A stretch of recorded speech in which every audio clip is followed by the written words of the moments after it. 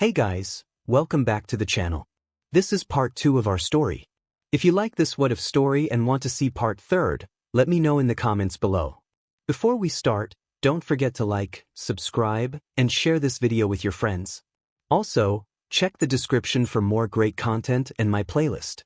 This story was posted by 𝗏𝗏𝗧𝗟𝗘 on Wattpad. Now let's start.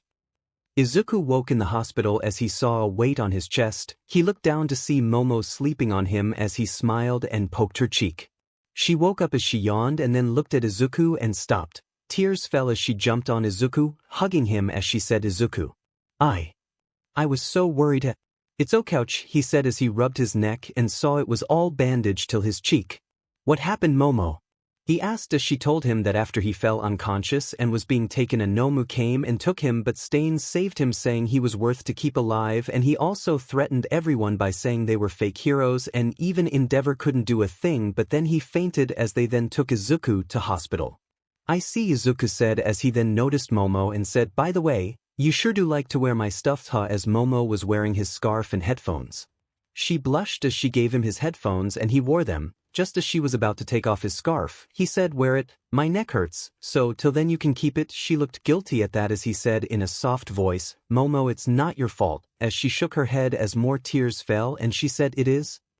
He stopped as she continued, "Because of me you always abandon your safety and try to save me, and now you got injured. If no one would have come you would have bled out." "Momo," he said as she still continued, I will stay away from you, Izuku, because of me you always get hurt. Now I'll just stay away," she cried out.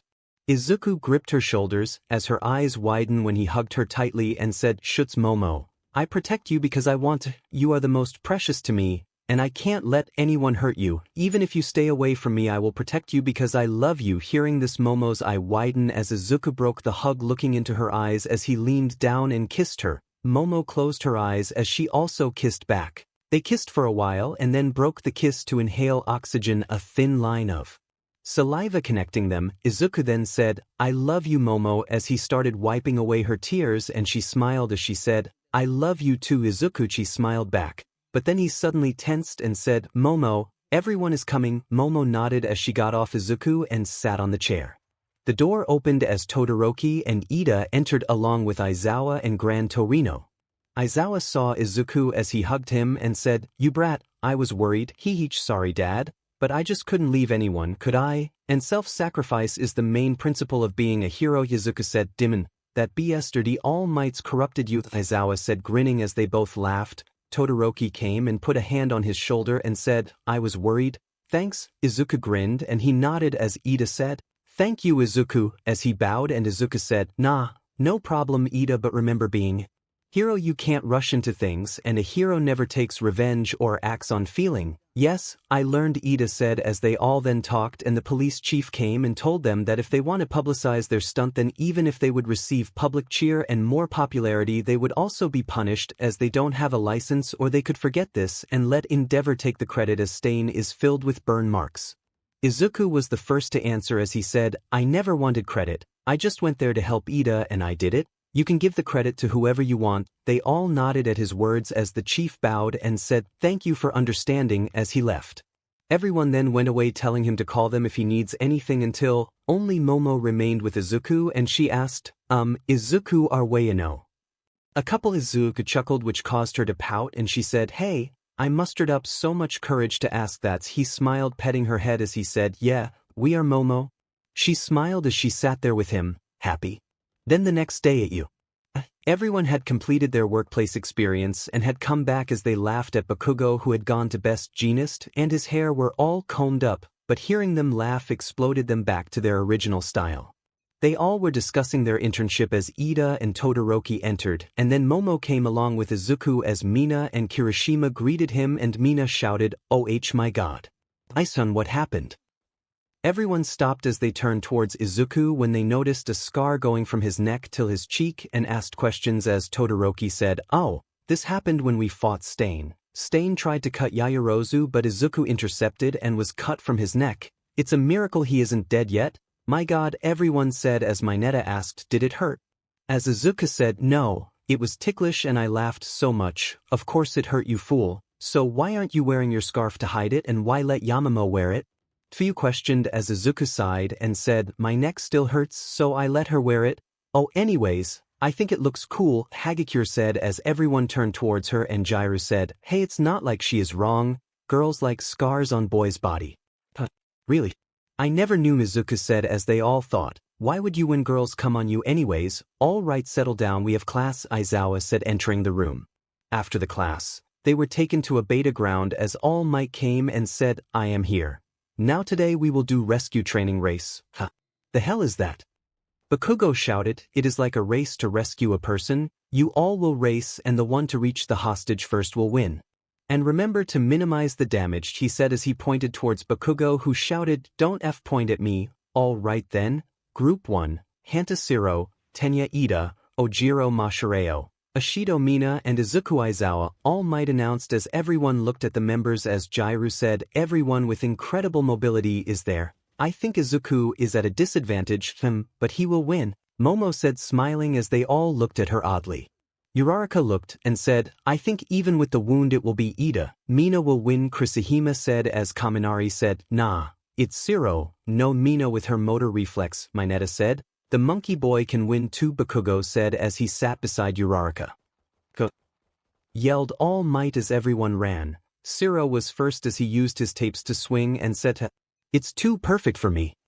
It is 𝗓𝗧, Kaminari yelled. 𝗓𝗧 was grinning until a flaming blur passed him, and he looked shocked to see Izuku using his flames as a supply and flying, and jumping on the pipes, whoa. Izuku is jumping and flying this fast, but that's impossible, everyone yelled. Izuku merely grinned as he kept jumping until he lost focus and slipped. He saw everyone overtake him as he yelled, as if I would lose. His body moving on instincts fired a large amount of flames which he used as propulsion to fly with his back towards the wall as he reached the walls. He suddenly shot flames from his feet and flipped in the air spinning around and landing superhero style near All Might as he crouched and punched the ground making cracks. Everyone's jaw dropped even All Might's as he asked, what was that young Izuku? Izuku got up and looked at his hands and said, I don't know, my body reacted on its own. I just didn't want to lose and the next thing I know my body pushing out flames with more speed and I reach here first. Oh, All Might said as Izuku walked back. After everyone's race, Izuku went and changed in the locker room as everyone changed too until Mineta said, Kaminari. Look what I found as he gestured towards a hole in the wall and said, on the other side is the girls' changing room. Mineta ceased this at once, peeping is a crime Ida shouted, ha, no one can stop me. Ashido's figure, 𝗧𝗪𝗧𝗟𝗘's floating panties, Uraraka's bright appealing body, Azui's CC butt, and Yaoyorozu's dash. He was cut of as Izuku grabbed his head as a little smoke came out of Mineta's head obviously being burned by Izuku as he said, I think we need to talk Mineta, and the talk will be my fist against your face or I think my flaming fingers in your eyes. No, why don't I let the girls think of your punishment? Yes, please. A chorus voice came from the next room, as Izuku grinned and said, you're dead Mineta, as he dragged Mineta out with everyone following and the girls also came out as Izuku tied Mineta to a chair and said, now girls what should be his punishment? All girls thought as Mineta shouted, you BSC. You should be on our side wanting to look at the girls but you don't, wait, don't tell me, are you gay and don't like girls because many girls die for you and yet? You don't have a single relationship. Everyone turned to Izuku as he said, who said I am not in a relationship. I am in a relationship and with a girl, we have even kissed, so you're proved wrong. What? Mineta and Mina shouted as Mineta said, I don't believe it, prove it. Izuku merely shrugged as he walked towards Momo and pulled her towards himself and kissed her. Momo after getting over her shock kissed back as everyone's jaw dropped. Izuku then broke the kiss as Mineta shouted, you be. She is your girlfriend.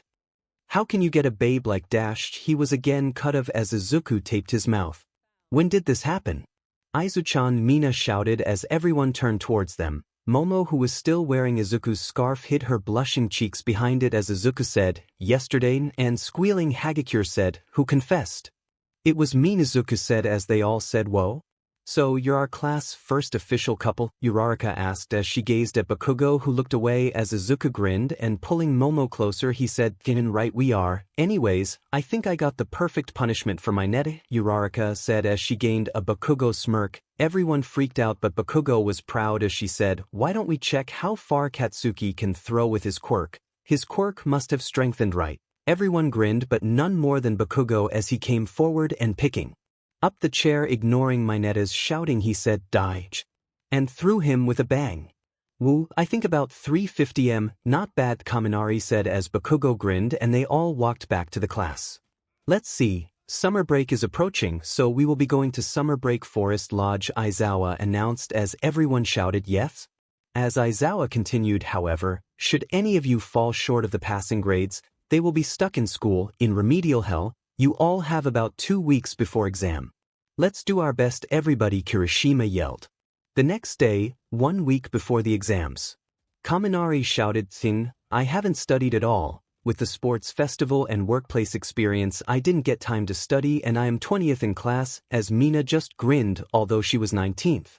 While hearing Kaminari, Tokoyami said, "Indeed, he was also 14th. Man, the fact there is also a practical test is tough." Mineta said smugly as he was 9th. "BSC, I thought you were with us," Ishido yelled as Kaminari said, "Yen, now who will like you? Oinoi, you just have to attend normal classes and lecture Mina, and you will pass," Izuku said, but noticing her face he said, "No, I won't give private lessons to you. Last time I did, I suffered a massive headache." Izuku was second as Mina pouted and said, Hey, you too, I might be able to help you with the lecture stuff." Momo said she had placed first. Yamamoto, Kaminari and Mina said as they turned towards her. "Can you help me?" Tunjer said as Ojiro and Siro said, "Us too." Momo blushed as she said as her bouncy personality came out, "Absolutely. I'll ask Okasan to open the Great Hall and then we will study there." "Everyone, which tea would you prefer? In our family we always drink high class one, but you can tell me and I will order them." Hall. Everyone thought as Izuku laughed at them being roasted by an unaware Momo, and they glared at him until she noticed him and said, "Izuku, you will come too right." Izuku stiffened as they all grinned at him, and Momo came too close to him until they were touching as she said, "You would right?" Her eyes were sparkling and Izuku couldn't resist as he sighed and said, "All right, Yange," she said as she hugged him, and he smiled, which soon turned into a scowl to everyone who snickered at him. He heard Mina say, "Only 2 days as a couple and he's all wrapped up around her finger," as Mina grinned, showing her pinky. Izuku was sitting in the hall eating lunch and talking about the exams and the practical exam when he was hit in the head by the elbow of Monoma, and he looked back, who said with a smug grin, "Oh sorry, your head is so big I accidentally whacked it." Izuku got up from his chair as he punched Monoma hard in the gut and said, "Oh, I am so sorry, I slipped and hit you." Monoma said as he grabbed Izuku's shirt but was burned of as Izuku activated his fire and it blazed wildly as he said, "You want to pick a fight, then ask me straight, no need to show how much of a coward you are. What did you say?" Monoma said as he lunged at Izuku, who lighted his fist, but suddenly they both were wrapped in a scarf and Aizawa came and said, "What's happening?" "He started a fight with me for no reason," Izuku said as Aizawa turned towards Monoma, who said, "He's lying. You know it, Dad, because of my quirk. What happens when someone picks a fight with me? I can't resist," Izuku said as Aizawa nodded, and after hearing from the witness what happened, Monoma was punished for picking a fight. Izuku was walking home with Momo when she said, "Izuku, you didn't have to pick a fight with him," as Izuku said, "Momo, because of my quirk I can't refuse a fight. It just starts." "I see," Momo said as they went to the station, and Izuku dropped Momo to her home and then went to his own house. The next day, Izuku was writing some new songs when he looked to see only 2 hours remained till the time he had to reach Momo's house. He sighed as he took a shower and wore a white t-shirt and over it a blue zip-down hoodie and some black jeans, wrapping his scarf and wearing his headphones. He took his phone and went out. After an hour he reached Momo's house and rang the bell as the voice came, "Hello." And he answered, "Yo. It's me, Momo." "Izuku. I am coming, please come inside," she answered as the door opened and Izuku walked in. Izuku walked till he reached the house and whistled as he said, "Man, this is just as big as my mansion." As he walked a little more and on the gate Momo was standing, as she seeing him smiled and ran up to him as she hugged him, and he smiling back, returning the hug. After breaking the hug he teased, My Momo, you have become quite bold since we became a couple." She blushed as she said, "Oh hush," as she grabbed his hand, and he smirked as he intertwined their fingers and walked in. He saw the workers of the house, looking at him wide-eyed as he walked holding Momo's hand as Momo showed him around her house, and then after the tour she said, "Well Izuku, ready to meet my parents?" Izuku raised a brow as he said, "They are home," as she nodded, and he said, "Sure, let's go." Internally he cursed, "Damn it, I am so nervous. This is the first time I am nervous for meeting someone." He walked with Momo until they reached her parents' room and she knocked as a feminine voice came, "Yes." And she replied, "Oka-san, can I come in?"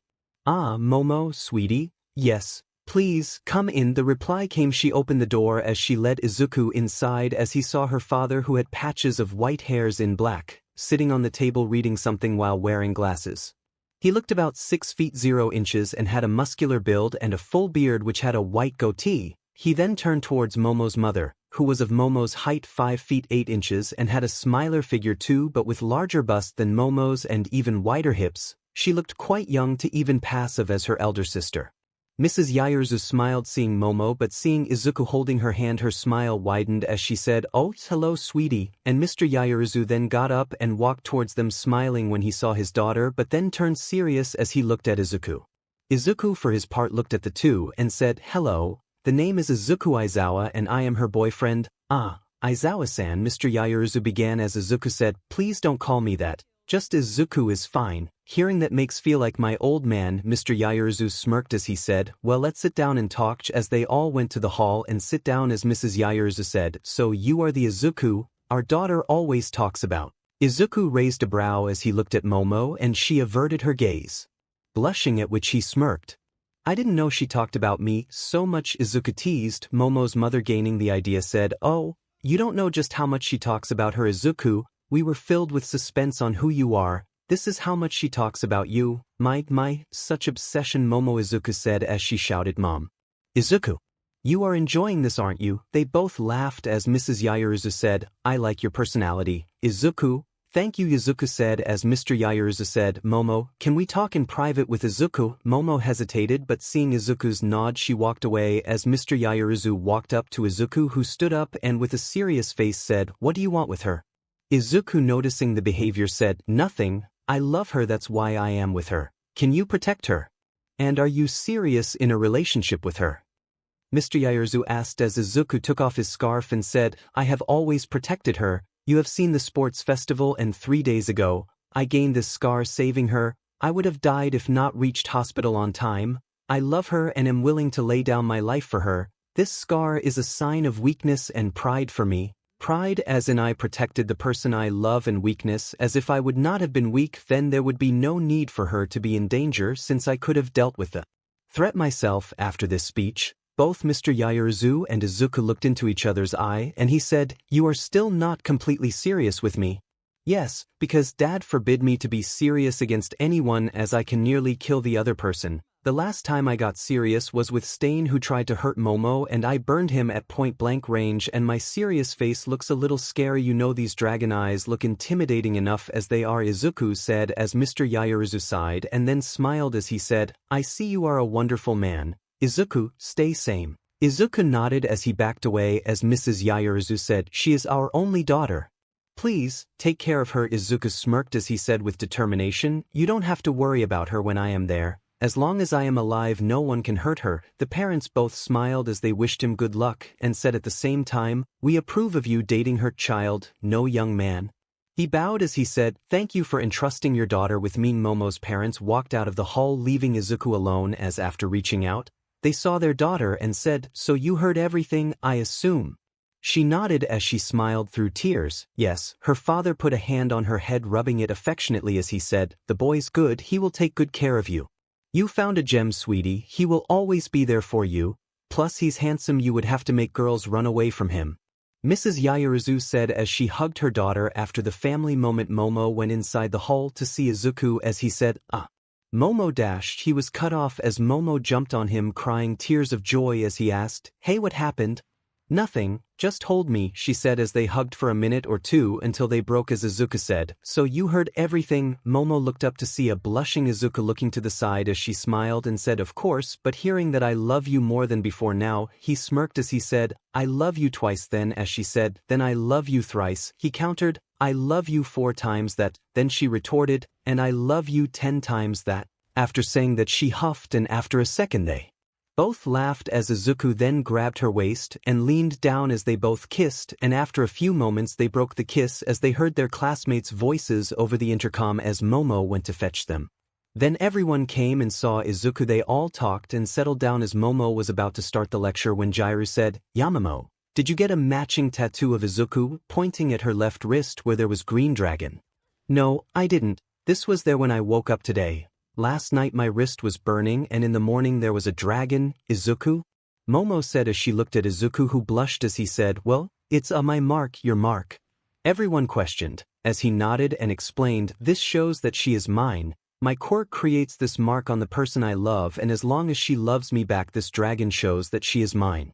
This happens for us Dragon Slayer, and this is also a type of radar which will help me always know where to find Momo and her to know where to find me, and if she is in danger I will be alerted. Oh my god. Is such a thing even possible? Mina asked as everyone looked shocked, and Izuku said, yeah, my 10x great-grandfather had this some power at that time. There were no quirk and he was blessed by dragons gaining this power, and I have his diary so I learn all of his moves and more information about my quirk. Whoa. So cool, everyone said as Momo blushed. The day had ended with Momo teaching everyone and Izuku helping until everyone left, and Izuku said seriously, Momo, can we talk?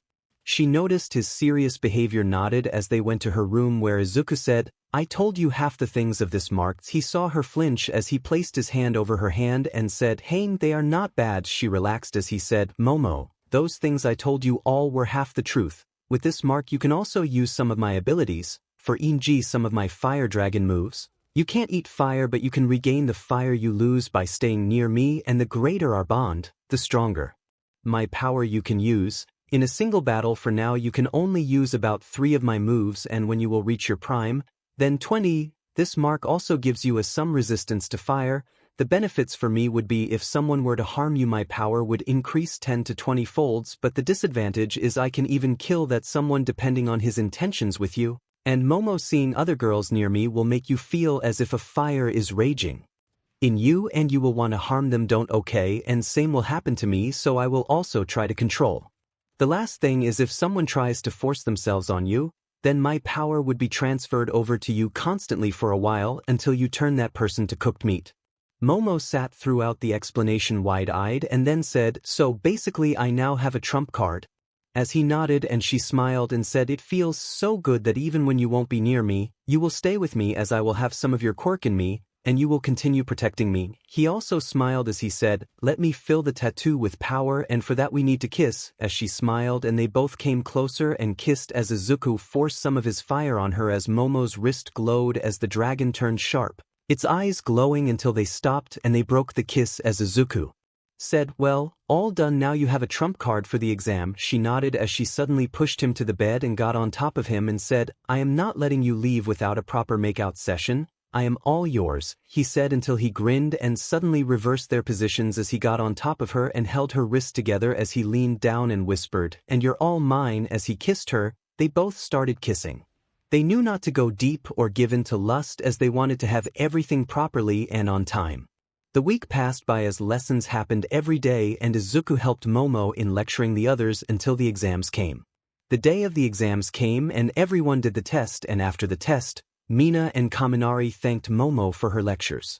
They all then wore their costumes as they stood side by side in front of the teachers of Aizawa, then said, right, the test will begin shortly. You can fail this test too, but then you will miss the chance to go to the forest lodge. Why so many teachers? Jiro asked. I have no doubt you have learned the information about the test and what you all are about to do, Nedzu said, popping out from Aizawa's scarf.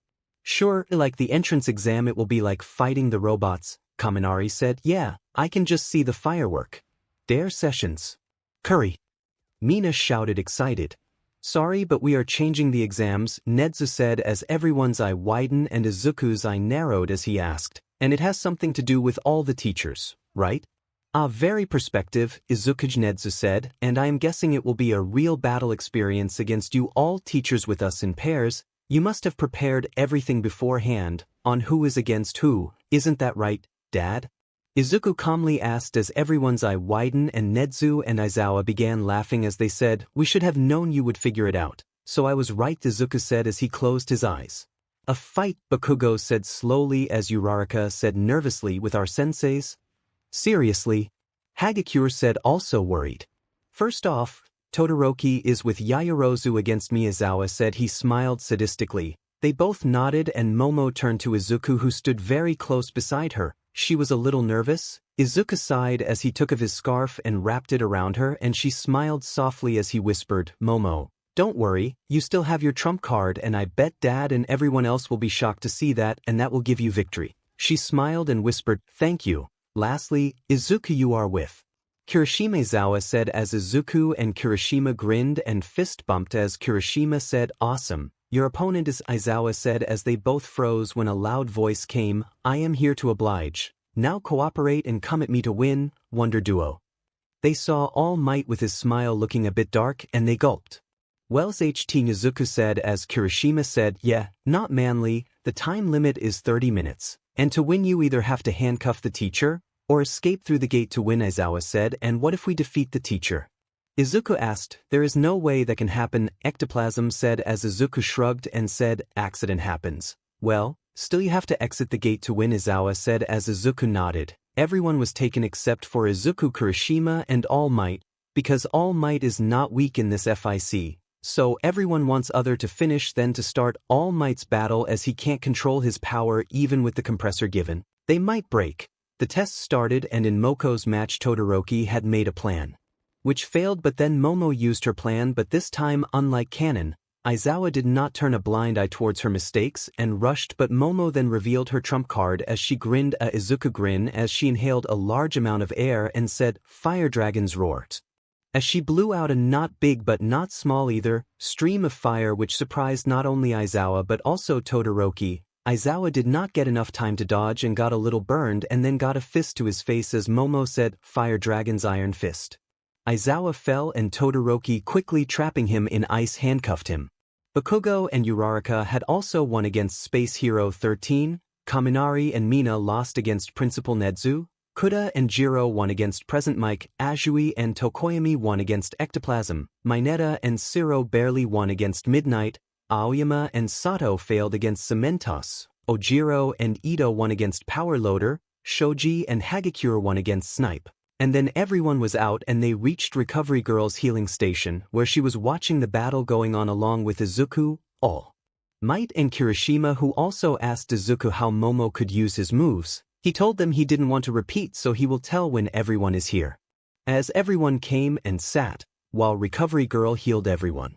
They all then watched each other's battles and Nezu asked Izuku, I believe an explanation of why Yaoyorozu can also use your quirk will be needed.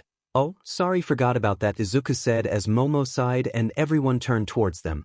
Izuku showed his right bicep where there was no sleeve and said, look at this dragon mark. It isn't a tattoo but rather a BRH mark that slowly evolved with my quirk and turned into a full-fledged dragon. And this same dragon will appear on Momo's left wrist. Izuku then took Momo's left hand and showed everyone the mark. So, Tokoyami said as Izuku continued, this is my mark. All dragon slayers have a mark on. He trailed off as Bakugo said, tell us already, on their mates. The one who will live with them, it also marks Momo as mine, he said as Momo blushed and everyone went wide-eyed as Midnight said, you mean like a husband and wife when they marry use rings, but your quirk allows this marks, he nodded as Ectoplasm said. So you both are in a relationship? Yes, we are, Izuku said as Snipe said, Aizawa did you? As Aizawa nodded and said, yeah, anyways continuing Izuku nodded and said, this mark is like me giving some survival equipments to Momo. Inside this mark I can store some of my energy and that Momo can use. This marks also lets me and Momo to have a type of telepathic connection, and we can always find each other. And if Momo would be in any type of danger my power will start to multiply the more danger she is in and I won't be able to stop myself from hurting the person who harms Momo badly. And believe me, it will be worse than what I did to the Noma back then. Everyone cringed at the mention of Nomu and what happened to him. So how do you know all this? 𝗫𝗠𝗧 asked as Izuku said, my 10x great-grandfather had these type of powers at that time. There was no Quirk and he was given these by a dragon. So, he wrote a book which can only be read by his descendants and I read it to learn some of his moves. I see. Can you give this mark to others? 𝗫𝗠𝗧 asked as Izuku shook his head and said, no, Dragon Slayer heart belongs to only a single person. I see. Anyways, you go and take your exam with all might, 𝗫𝗠𝗧 said as Izuku nodding went away with all might and Kirishima. I didn't know Izuku had secrets, Present Mike said as Aizawa chuckled and said, believe me when I say you don't know what his greatest secret is and how you all will react when you find out, but I think there are some. He told the secret to Momo and Mina laughed too as everyone looked at them. Meanwhile, Izuku and Kirishima were standing and everyone was watching them as Kirishima said, Izuku got a plan. No, and even if I did I doubt that it will work, Izuku replied as Kirishima said, well, I suppose that's true. They both walked forward when a huge explosion occurred and everything near them blew as they both took their stance. All might came from the smoke as he said, collateral damage to the city. Who gives AF? If you think of this as a test, then you are in a world of pain. I am a villain. Come at me. Kirishima immediately hardened his hands and held them in defense and Izuku narrowed his eyes as All Might launched at them and in blinding speed he grabbed Izuku's face as Izuku put his arms in front and fired at All Might's chest. All Might coughed as he let go of Izuku and Izuku tried to kick All Might but the latter caught his kick and threw him to the side. Izuku, Kirishima shouted as he went by Izuku's side as All Might picked a car and threw it at them. Kirishima hardened his hands more than he usually does and tore the car in two. Ooh, now that's new, but... He flashed ahead and Kirishima put his arms in front of block as All Might punched him, cracking his defense and blowing him away to the wall. It's not enough, All Might finished. Die. Izuku said as he jumped up coating his leg in fire. He kicked as he said, Fire Dragon's blazing claw and a wave of fire hit All Might and he flew back a little. Izuku grinned as he rushed forward and shouted, Kirishima, run to the exit, we have to win by any means. Kirishima, gritting his teeth, was about to run as Izuku was in mid-air trying to punch All Might, but he was given a hard punch to gut as he threw out BLD and was smacked away. All Might then tore a guardrail as he jumped and pinned Kirishima under it as he said, a present for the runner, Izuku said as he got out of the wall which now had his shape in it. He winced as he felt his forehead bleeding along with his leg. I am coming for you, All Might, Izuku shouted, covering himself in fire as he said, Dragon Slayer's secret arts. Flame Lotus exploding flame blade as he threw his flames in a spiraling formation towards All Might who braced himself and an explosion occurred. Everyone who was watching looked eagerly as Mina shouted, what happened? That was one of Izuku's special move, Momo said in awe at the power of her lover. That was one move. You must need an extreme amount of flame control to pull off a move like that, 𝗫𝗠𝗧 said. Yes, it is not easy to move flames in a spiral formation, Todoroki agreed with the principal. Meanwhile in the fake city the smoke cleared and All Might was seen standing with the grin still on his face, but this time he was pushed 10 steps back and had many burn and bruises. As he said, that was a good attack, Izuku. I felt it but still not dashed. He was cut off when he was hit from the back by Kirishima and in the front a knee slammed into his face courtesy of Izuku who grinned and said, how's this? But All Might caught Kirishima and slammed him into Izuku and they both hissed in pain and fell. Fire Dragon's roar? Izuku shouted as he sent flames but All Might had expected an attack so he jumped back before it hit and Izuku stood up, shaking as he rushed in and was smacked again to the ground. Izuku slowly stood up again and rushed again and was beat down. This was repeated several times as All Might said, give up, Izuku, it's over, and no, it isn't, Izuku said as he forced his body to stand again and after standing again he said, to Promisedi promised her I would win and I intend to keep it.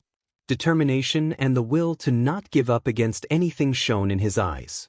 On the other hand, every girl was trembling and had tears in their eyes. Some of the boys had too as Momo sniffed and said, Izuku, that All Might, he is going to fart, stop this, recovery girl said as 𝗫𝗠𝗧 said, no, don't, his eyes fixed on the screen as he said, those eyes, whenever I have seen those eyes and that expression, something incredible has always happened, so let's continue, All Might sighed as he said, your will to fight is commendable young Izuku, but it's time to finish this.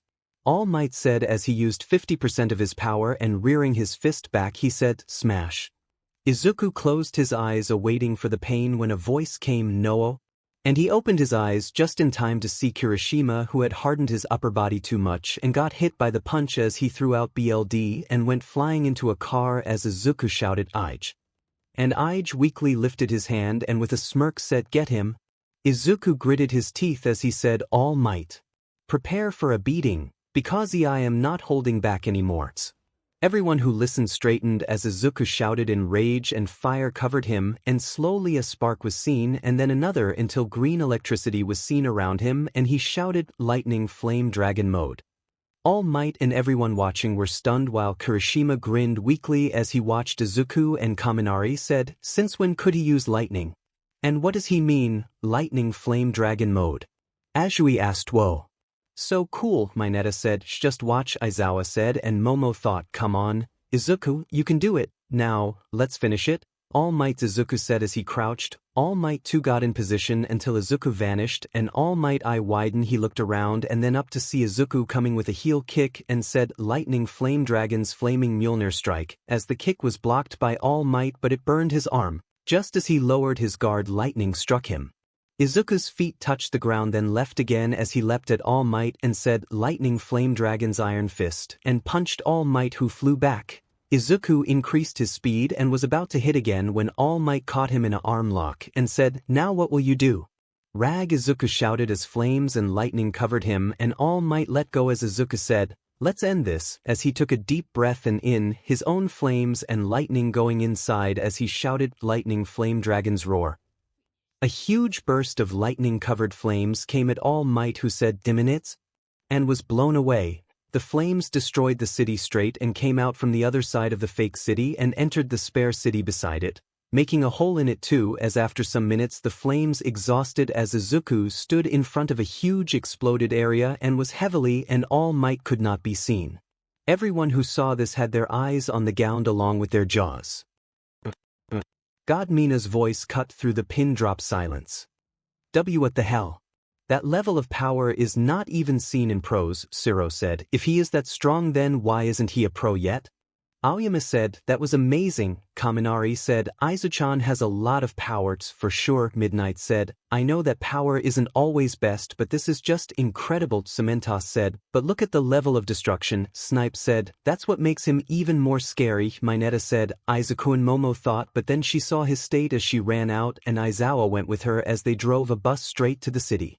Izuku wobbled his way to Kirishima, who said smiling weakly, you were manly dude. He grinned back weakly and said, I had the manliest partner. Izuku picked Kirishima up, who winced from the pain. Izuku put Kirishima's hand around his shoulder and Kirishima did the same with Izuku, and they both slowly walked towards the exit. All Might laid beneath a rubble as he threw it to the side, and his suit had burned off from various places, and he was bleeding from dozen places, and he had a deep gash on his side. He winced as he saw third-degree burns on his hands. He grimaced as he thought of Recovery Girl, who would scold him till his ears fall off. Izuku and Kirishima reached the exit as the sound came of them passing. Izuku saw Momo as he let go of Kirishima, who fell on Mina. Izuku walked towards Momo, who looked close to tears seeing him in a bruised state for the first time. Izuku smiled weakly at her. He then saw everyone a few feet behind her as Izuku walked to Momo, who hugged him tightly and said, you reckless idiot. Izuku smiled and said, I missed this feeling, and continued, Momoyam to Kinga nap. Don't leave me. She just sighed as Izuku closed his eyes and blacked out. Later Izuku woke up in the office of Recovery Girl and looked to see Momo sleeping beside him on a stool holding his hand. Her hair fell on her face as she had not tied them in a ponytail. She also had a little bit of drool coming out and was smiling. Izuku chuckled as he picked up a tissue and wiped the drool and then removed the hairs from her face and smiled at her until the door opened and he grimaced seeing Recovery Girl, who said, you dumb child. How many times are you going to break through the limits and overuse your quirk? Be thankful that your body has not suffered another shock and produced a change dash. She scolding, and hearing the ruckus Momo woke up and looked to see Izuku being scolded by Recovery Girl. She giggled lightly. He smiled at her as he held her hand. After Recovery Girl finished her scolding, everyone came in and asked about him, and even the teachers asked until Nedza came and said, by the way Izuku, what was the mode you used?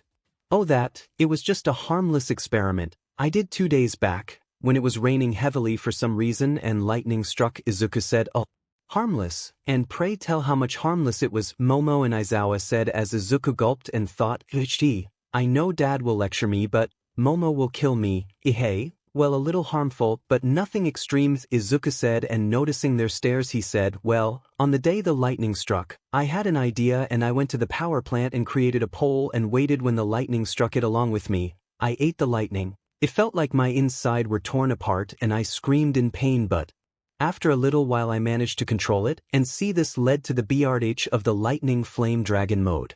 Izuku finished feeling proud of himself. They all gaped at him and after listening some more went away leaving only him and Momo. Suddenly Momo hit him on the head with a metal hammer which she created and said as she glared at him, a little.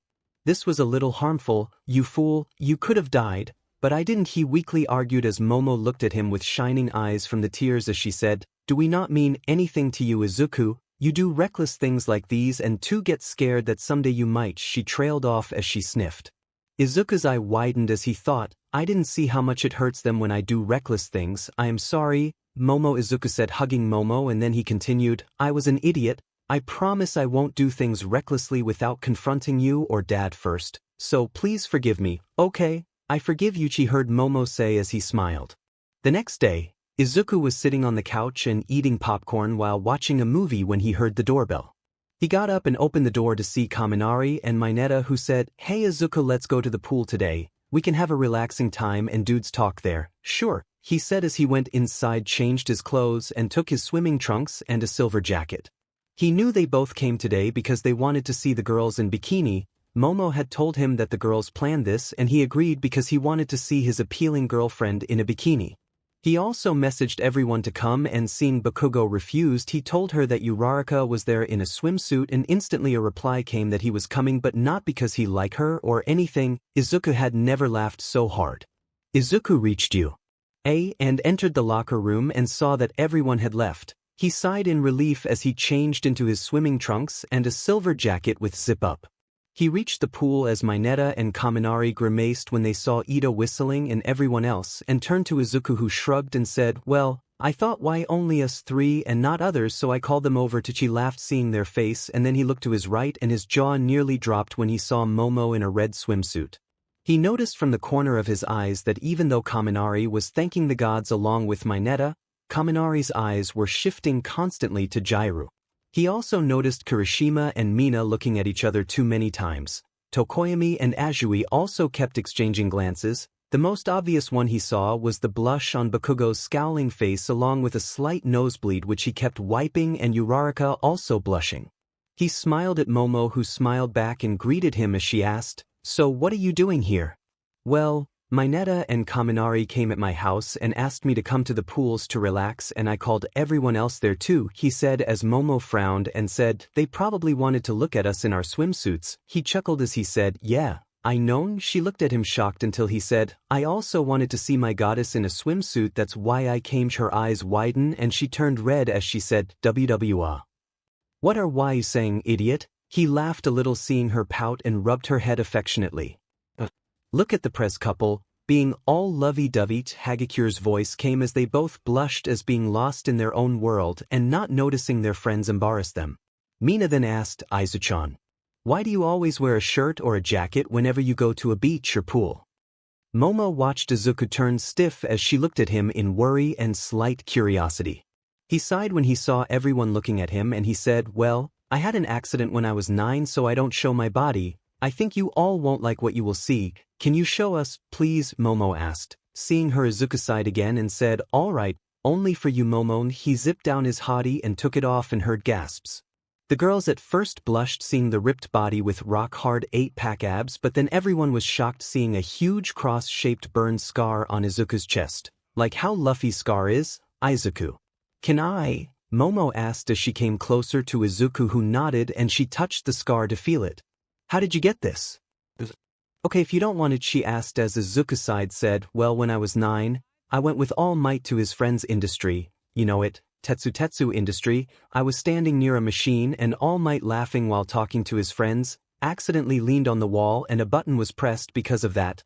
A bucket above me which contained 1500 degrees Celsius molten iron tilted slightly and it fell on me. All might quickly turn the bucket straight, but the damage had been done. I was rushed to the hospital, given a BLD donation, and was admitted for a week. Even with recovery girl healing me, all of his friends were shocked hearing this, and he just smiled at seeing Momo, who looked sad, and petting her head affectionately he said, "Hey, don't worry, it was in the past. Now, it doesn't hurt." She looked at him and smiled as they heard a cough and looked to see everyone grinning at them, at which Momo blushed and 𝗏𝗏𝗧𝗟𝗘 said, "Can you please take your romance elsewhere?"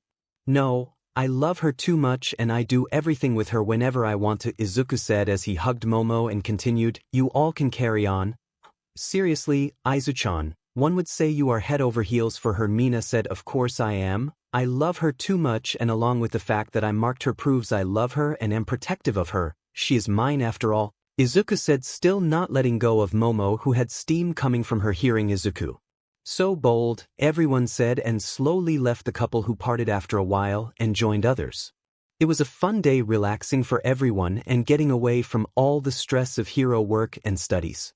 The next day at school, everyone in class 1 was excited save for Sato, Aoyama, Mina, and Kaminari, who had dark clouds over their heads. As Mina said in a depressed voice, I so look forward to hearing your stories. Oing oing, don't despair. There could be an unexpected twist." 𝗧𝗟𝗘 said, "Shut up. You don't get to say anything considering you passed and we didn't," Kaminari exclaimed. "The bell has rang. Sit down," Aizawa said as he slammed the door open, entering the class. "Oh, and everyone is going to the camp," Aizawa said. "What a twist." Those who failed shouted, "No one failed in written exam and in practical." Kaminari, Mina, Sato, Aoyama, and 𝗧𝗟𝗘. "Considering Mineta won and you slept," Aizawa said as 𝗧𝗟𝗘 groaned, "but those who failed earned themselves remedial classes," Aizawa said as the failed ones were celebrating and froze. The next day, they all were outside waiting for the bus when Monoma's voice was heard. "Class 1 needs remedial classes. That means someone failed. Isn't 1 supposed to be superior to 1B, huh? Didn't you learn your lesson last time?" Izuku said as he glared at Monoma, his voice turning threatening as Monoma backed away. "Scary," a random girl from 1B said, "but you have to admit he is hot," another said. "I know, right? He is so handsome and cool, you know, like we saw in sports festival," another agreed. Hearing this, Momo's eye twitched and she pouted at Izuku from his side as Izuku nervously chuckled and said, "Hey, it's not my fault." She still pouted as he leaned in her ear and said, "Besides, I am all yours," and she blushed as she said, "And I am yours, there. So many from." Mineta said, drool coming out of his mouth. "You have some serious issues." Kirishima said, "1A's bus has arrived. Let's go." Ida yelled, "Ugh." Izuku groaned seeing the bus arrive as Momo giggled. Izuku laid in Momo's lap as they went on their way. After an hour they reached a stop for a break as everyone got out and Izuku was thrown out of the bus as he was not waking up. "Damn it. What the F was that for?" Izuku said as he got up and he looked. "Hey, Eraser. It's been a while," a feminine voice came with sparkling eyes. "We rock on, cute." Cat Stinger, the Wild and Wild PP Cats, 2 heroine wearing cat suit shouted.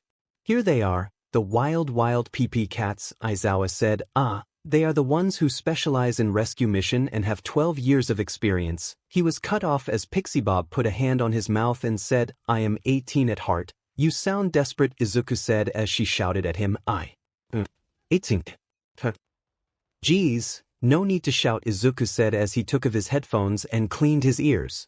"Ahem, the area you have to reach is the base of the mountain," the other PP Cat Mandalay said. "So far," Uraraka said as 𝗧𝗟𝗘 sweated and said, "I get a bad feeling that we should run to the bus." "Why yeah, let's go," Mina said. "Don't you dare, Dad. I should not be thrown down there. I'll burn the entire area down," Izuku said as Aizawa said, "Sorry, but the trip has already started." Pixie Bob put her hands on the ground as the students who were running to the bus were swept away as the ground turned into waves and threw everyone down. Izuku fell as he got up and said, "Sit in it, Dad," as he heard a scream and saw everyone fall. He looked up to see everyone falling. He held out his hands and Momo fell in his arms. Momo opened her eyes to see Izuku carrying her as he said, "You're safe, princess." "Thank you," Momo said as she kissed his cheek and got off. They saw everyone groaning as they got up and walked forward, Momo ahead of the group, when suddenly a rock beast launched at her and Izuku, seeing it made of dirt, dashed ahead and shouted, "Fire Dragon's Iron Fist." as he smashed it into pieces. He cracked his knuckles and said in a dark tone, "I am very right now. First I had to ride AF bus, then I was thrown out interrupting my sleep, then I was again thrown to walk a mile, and now some shitty dirt beasts try to hurt my Momo. Ha.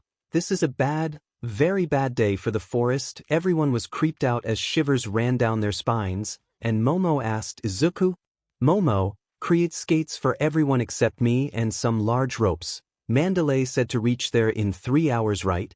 He asked as Todoroki said yes. She said that those who come after 3 hours will not get to eat. Then we are reaching there in an hour cause I am creating a path for us, Izuku said grinning sadistically, and everyone swore they saw Aizawa's face instead of his.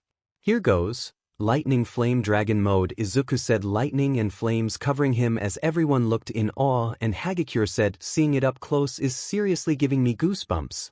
"I know, right, Ojiro?" and Jiro said, "Lightning flame dragons roars." Izuku shouted, throwing out flames in a massive amount, burning straight through the forest, destroying everything and creating a path till the end. "So awesome, Yumina!" Kaminari and Kirishima shouted as Izuku and fell on one knee, as Momo came by his side and asked Izuku, "I am fine, just a little tired," Izuku said slowly. He then turned towards Kaminari and said, "Hey." Kaminari shocked me, but Kaminari said, "Just do it," Izuku said as Kaminari gave out electricity towards Izuku and Izuku ate the lightning and everyone was gobsmacked. "Now, Momo, tie everyone with the rope and then tie it all to me and Ida," Izuku said as Momo and everyone did it. "Ida, use your speed and I will keep up with my flames, and use reciprocal burst when I say, everyone get ready," Izuku instructed as he and Ida launched forward and everyone wearing skates were pulled forward. Ida and Izuku ran ahead and Izuku saw a slope area and said, "Ida now."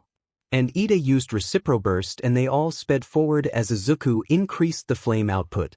After an hour they all reached the area, with Izuku taking the ropes off. Izuku, after more than half area was completed, took everyone alone as Ida was tired. "Todoroki, flames please," Izuku said as Todoroki, nodding, light himself on fire and Izuku kept eating it until he got full and said thanks, and Todoroki nodded. Clap clap clap, everyone looked to see Pixie Bob, Aizawa and 𝗚𝗫𝗡 clapping, and 𝗚𝗫𝗡 said, "Bravo, you all reached here in only a little over an hour, pretty amazing for freshmen, to have defeated and figured out my dirt golems. You all are amazing, especially you," Pixie Bob said, pointing at Izuku who looked bored. Izuku said as Pixie Bob reached him and said, "I am anxious to see what you will become 3 years from now. I call dibs on you right now." "Was she always this hyper?" Aizawa asked from the side. "No, she just reached marriage age, that's all," said 𝗚𝗫𝗡. "He's mine, I don't care if you are a pro, but Izuku is my boyfriend," Momo said as she grabbed Izuku's arm and put it between her breast. Her cheeks puffed out as she told that to Pixie Bob. He's taken." But Aizawa, look here, these two are in a relationship," Pixie Bob said. "Yeah, I know," Aizawa said. "You know, then why aren't you stopping them?" Pixie Bob said, "Because I know my son won't hurt a woman, and besides he already got the girl's parents' blessing, so what can I do?" Aizawa said, "Son." 𝗚𝗫𝗡 said, confused until it hit her, and she said, "So he's your son, Eraser?" "Yes," Aizawa said. Pixie Bob meanwhile was frozen as she muttered, "Blessing given taken, already younger children, also getting engaged in relations. Whoa. You already got her parents' blessing, man, you work fast." Izuku, Kaminari said, "Anyways, who's the kid?" Bakugo said, "Oh, he's Kuda, my nephew," replied 𝗚𝗫𝗡. "Hello, my name is Dank Dash." Kaminari was cut off with a punch to the ball as he fell, and Ida caught him shouting at Kuda, who ignored them. "All right. Place your luggage and then come to eat," Aizawa instructed as everyone rushed off. After putting the luggage, everyone came, and Izuku, seeing the amount of food, mainly meat, said, "Finally meat." He rushed and sat down, grabbing and chewing and gulping meat like it was a candy bar, while everyone gaped at him until he asked, "You don't want to eat?" This snapped them out as they rushed to eat. Seeing Izuku wolfing down everything scared them that they will stay hungry. The boys were relaxing in a hot springs as everyone said, "This is heaven. What we seek is beyond the wall," 𝗚𝗫𝗡 said. "𝗚𝗫𝗡, if you dare to do what I think you are, then hear this. The consequences of this action will ruin you," Izuku said as 𝗚𝗫𝗡 shrugged and continued, "This is a once-in-a-lifetime golden opportunity, 𝗚𝗫𝗡. Seize this at once." This action is frowned upon by the girls. Ida shouted, I don't care. Walls exist to be scaled. Plus ultra, Mineta shouted as he began climbing up using his sticky ball. Izuku got up to stop him, but he was fast. He was about to completely climb until 𝗏𝗏 pushed him and said, learn manners before aiming to be a hero, as Mineta fell and Izuku said, thanks 𝗏𝗏. 𝗏𝗏 turned when he heard Mina say, thank you 𝗏𝗏. That Mineta is a creep, yet thank you 𝗏𝗧𝗟𝗘 said. 𝗏𝗏 got a full view of Mina's BRST as he was shocked and fell with a slight nosebleed, but Izuku caught him. Going out, Izuku wore a khaki shorts as he brought the unconscious 𝗏𝗏 to 𝗛𝗫𝐻, who thanked him until her sight went to his chest at the scar and asked, how did you get that? Izuku looked at the scar and told her, leaving out the All Might's part with an uncle as she nodded to him. Izuku asked, why does 𝗏𝗏 hate heroes? I mean, I have seen several children who idolize heroes. Well, that is because his parents and my cousin were killed by a villain on their duties. They used to be heroes. To him they left him, so he hates heroes, 𝗛𝗫𝐻 said as Izuku nodding left and going to Aizawa he said, Dad. Mineta is trouble. Today he tried to climb the wall of hot springs to peek on the girls and 𝗏𝗏 stopped him, and because of that he himself fell. If I wasn't there the boy could have been seriously hurt. I have been trying to get Mineta to cut this attitude but he never listens. I see, then there is only one thing to do, Aizawa said as Izuku nodded and left. The next day they all woke up early and stood outside as Aizawa said, today we will be training to stand up to and against the action and hostility of your enemies. 𝗏𝗏𝗏 come here. 𝗏𝗏𝗏 came forward as Aizawa said, you were recorded at 705. 2 but let's see where you are now. Whoa, a growth test, Kirishima said. Yeah, I think he will throw the ball over 1 kilometer. 𝗧𝗏𝗧𝗟𝗘 said. 𝗏𝗏𝗏 took the ball and threw it using his quirk as Aizawa showed the device. 709. And what? That is not even close to what we expected, 𝗧𝗏𝗧𝗟𝗘 said disappointed. 𝗏𝗏𝗏 was shocked at the result as Aizawa continued, you all have grown tremendously but only physically and mentally, your quirks haven't, so we will train your quirks. Hey, Dad, let me try the ball thrown, Izuku said as he took the ball. What was his score last time? 1460. 𝗏𝗧𝗟𝗘 said, now it will be more than 2000. Todoroki said, no. It will be more than 2,500. Momo said as everyone looked at her. Izuku then got into stance and said lightning flame dragon mode as he grinned and threw the ball above as he said lightning flame dragon's roar. A massive amount of flames hit the ball as T flew up. Man. So much heat. Kaminari said, it's like we are being roasted alive. Sato said, I can't see, Jiru said as she closed her eyes due to the heat and light. As the flames ended, Aizawa looked at the device and his eye widened as Izuku asked, so Aizawa showed the device and everyone's jaw dropped and they shouted, what? 3,000, theme. Izuku smirked and said, looks like me and my quirk have grown a lot. Yeah, don't get cocky, Aizawa said. Mr. Aizawa, if I may. Azui asked as Aizawa looked at her and she asked, I don't see Mineta anywhere. Why isn't he here? Yeah, now that you say it, the little pervert is not here, Mina said. Mineta is still sleeping. This is not good. Tardiness should not be made a habit. I shall wake him up, Ida said. There is no need, Aizawa said as everyone looked at him and he continued, Mineta was expelled last night for his antics and sent home this morning. Now get to work. Everyone's eye widened hearing this as they looked at Izuku, who walked away, and the girls sighed in relief and Momo asked, it was you, right, Izuku? Yeah, I told Dad about his perverted nature, Izuku said as she smiled and hugged him as she said, thank you and you did the right thing. He said as he walked to Aizawa, who was standing with the full version of Wild PP Cats and Class B with their sensei, the BLD hero Brad King. They all were pushed beyond limit to train their quirks and Izuku was sent to a special underground area with electric supply to help him recharge. Izuku was told to keep using his lightning flame dragon mode so that it puts less strain on his body. Afterwards everyone was making curry and everyone was in groups of 4 and Izuku, Mina, Kirishima and Momo were in a group. Izuku had started the fire and the girls were shocked at his skills in using knives. When the curry was made and everyone was eating, 𝗧𝗏𝗧𝗟𝗘 seeing Momo eat said, whoa, Jiru, you sure do eat a lot. Well, my quirk converts fat at an atomic level into different things. The more I consume the more I can make, Momo explained. Kinda like poop, 𝗧𝗏𝗧𝗟𝗘 remarked as Momo had a dark cloud over her head and little tears as she sulked in a corner. Smack, 𝗧𝗏𝗧𝗟𝗘 was punched as.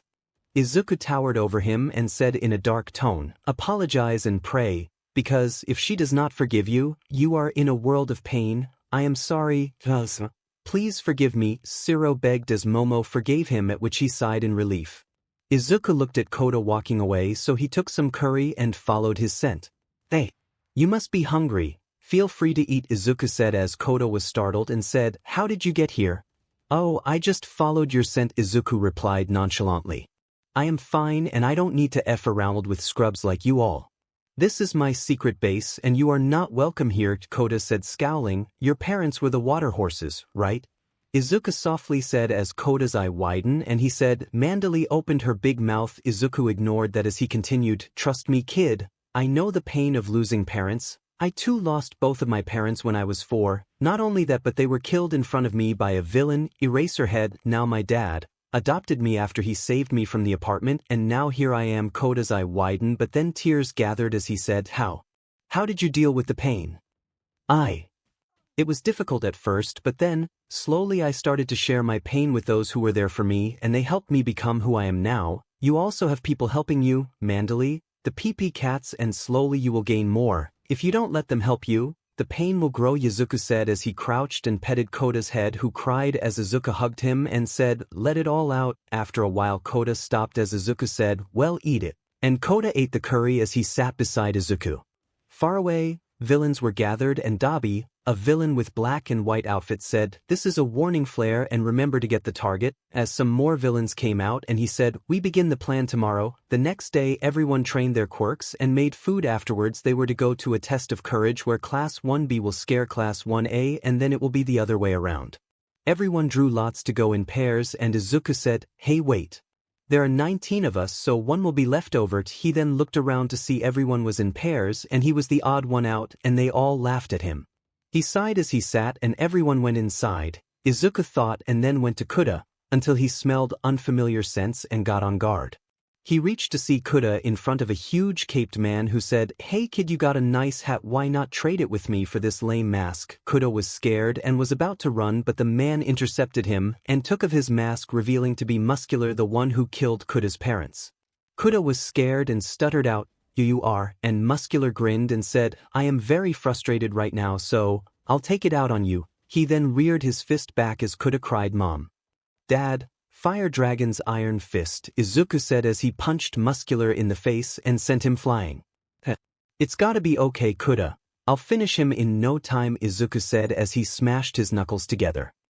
Muscular said getting up and continued, I remember you re one of our targets to kill. Lucky meeting you, now I just have to finish the job. Let's see you try, Izuku said as his fist lit up and he took Kuda and dodged Muscular's punch, which was encased in muscles. AMD grew 3 times its original size and the ground become cracked where he hit. Izuku just grinned as he kicked Muscular in the back, then jumped away and putting Kuda at a safe distance he copied Gran Torino's movement and just kept hitting Muscular very fast and not really heavily but fast and burned him. Muscular screamed in frustration and anger as he said, you insect. Stand still. Izuku laughed, not taking him seriously until his bicep hurt. He looked to see the green dragon mark glowing and immediately he was punched and thrown as Muscular said, got you, you demon bug. Izuku slowly got up and said, I have no time to waste with you now, get lost. What? 𝗧𝗟𝗃, Muscular said as his arm grew 5 times in size and he shouted, now dying. Izuku and Kuda shouted, Fire Dragon's roars. Izuku shouted and fired at Muscular point blank. The roar was so much stronger that Muscular practically flew from the cliff and fell down with various third-degree burns visible on him. Kuda was shocked and looked at Izuku in awe until Izuku said, Kuda, let's go. He picked him up and made a beeline into the forest and thought, Momo, please be safe, I am coming. Izuku reached Eraserhead and dropped off Kuda and had earlier heard through 𝗛𝗟𝗡's telepathy that they are allowed to battle. Dad, take care of him, I have to go, Izuku said as he was about to rush until Aizawa said, where are you going? She's in danger, Dad, Izuku said, eyes filled with panic and terror for Momo. Aizawa seeing this sighed and said, go, as Izuku shot away into the forest. On the way, Izuku stumbled upon 𝗛𝗟𝗡 and Tiger fighting Magna and Spinner and having trouble. He burned Magna to unconsciousness and kicked Spinner straight towards Tiger and ran ahead to reach Momo. His instincts flared and he pulled his scarf till his nose and noticed some weird gas spread through this part of forest. He ran until he found Momo with a bleeding forehead standing in front of a Nomu. Momo, he shouted as he hugged her, and she smiled weakly and said 𝗧𝗓𝗧𝗟𝗘 as her eyes closed and she fell unconscious. He kissed her forehead and wrapped his scarf around her as he said, "You did good, Momo." He then looked at a boy of class 1B who was hiding behind Momo and said, "Hold her for a second." The boy nodded as he kept Momo in a sitting position, and Izuku turned around as he glared at the Nomu and said, "You will regret laying a hand on my Momo." Lightning Flame Dragon mode, Izuku said, and took a deep breath and said, "Lightning Flame Dragon's roar." As a huge burst of fire erupted from his mouth and burned the Nomu to a crisp. The forest was destroyed as the fire raged, and with it a ferocious roar of Izuku was sent throughout the forest, which forced everyone to cover their ears as Aizawa thought, 𝗧𝗓𝗧𝗟𝗘 hurt bad for him to snap like that. After the roar ended, the Nomu was nowhere to be seen, and the boy from Class B named 𝗬𝗓𝗧 was looking at Izuku in awe and fear of his power. Izuku went to him and picked up Momo and said, "Go to your classmates." 𝗬𝗓𝗧 nodding ran away. The pink gas had dispersed due to the force of the roar, and so the area was no longer poisonous. Izuku went back and he saw Mina, Hagakure, Jiro, and Ida already at the safe zone, and they rushed at him, and Izuku said, "Look after her," as he handed Momo to Mina. What a surprise to see one of our targets. Dabi's voice came as Izuku turned around, and Dabi continued, "Now we won't have to go through the hassle of searching for you." Izuku laughed darkly, which creeped everyone out, even Aizawa, as he thought he's lost it, as Izuku glared at Dabi and bit his lips so bad that a thin trail of blood flowed from there, and he spoke, "You came at the right time. I am practically itching to rip you all apart." Everyone flinched at the amount of venom and hate in his tone as Dabi said, "How vicious is that hero behavior? I don't give a f about that. You chose to harm something which you shouldn't even have glanced at, and for that you'll pay." Izuku spoke, and at the last part his voice turned demonic as he rushed forward and shouted, "Fire Dragon's enraged iron fist," as he smashed the fist straight through Dabi's chest, whose eye widened, and finally he smirked and became a puddle. "Teeth fake," he said as his eyes locked at Twice, who was hiding in the trees. He jumped in his direction as he used his flames to become faster, and reaching Twice he kicked him into the air as a crunch was heard as Twice screamed and flew in the air. Izuku flew in air too and grinned darkly at him as he said, "Enjoy the trip down." 4 Dragon's Sword Horn, and smashed Twice into the ground, knocking him out and creating a Twice-sized crater. Izuku, everyone muttered as they saw how quickly he had defeated the villains. Izuku then flew away and saw Azui and Uraraka having trouble against a girl villain and landed there as the girl said, "Ooh, what a handsome boy, why don't I taste your dash?" She was cut off as a flaming fist smashed in her gut, and she threw up and then a knee rammed into her face, and a kick then sent her flying into a tree. Azui and Uraraka had faces of horror. That wasn't how you deal with a girl even if she was a villain, and they gulped as Azui said, "Izuku-chan." Izuku without a word used his flames and flew away, and on the way he saw Todoroki running and Shoji running after the real Dabi and another masked man, and he saw a portal open as he shouted, "You won't get away, Fire Dragon's roar." A huge burst of fire erupted from his mouth and went towards the villains, but they went inside the portal, taking some of the fire with them, along with a little gift Izuku threw at Dabi without him noticing. Izuku landed on the ground as he smashed his fist on the ground and screamed at the top of his lung, "Oh, eh." They were all taken home, and police also came and took the villains which were defeated. He saw that somehow the girl who he had smashed was missing. Probably the villains needed her as the other useless one were still present. He also learned that Bakugo and Tokoyami were captured and taken. The next day at the hospital, Momo woke up to see Izuku sleeping on her lap. She smiled as she thought how worried he must be for her, and without noticing she began to play with his hair. Then the door opened and her classmates entered and were about to shout when Momo silenced them and pointed at Izuku. They all nodded and sat down. Then Jiro said, "Yummo, how are you?" Momo smiled and said, "I am fine now, thank God. We were so worried when Izuku brought you bleeding," Mina exclaimed, her hands behind her head as she leaned back a little. "Sorry for worrying you all, but can you tell me what happened?" Momo asked as a gloom atmosphere spread, and Kirishima said Bakugo and Tokoyami got taken. He then explained what happened. Momo was a little sad, but then Azui said, "I was more scared of Izuku-chan than the villains." Everyone turned towards her, and then Momo asked, "What are you hiding?"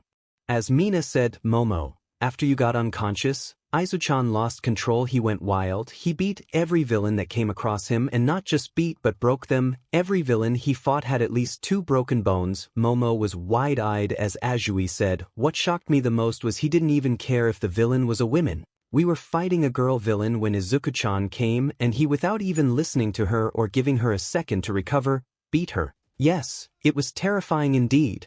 Especially when he said, 'You chose to harm something you shouldn't even have glanced at, and for that you'll pay.' I was horrified." Ida spoke, moving his hands robotically. Ichi said that. Kaminari said as others were shocked as Momo said, I didn't know it would be this bad."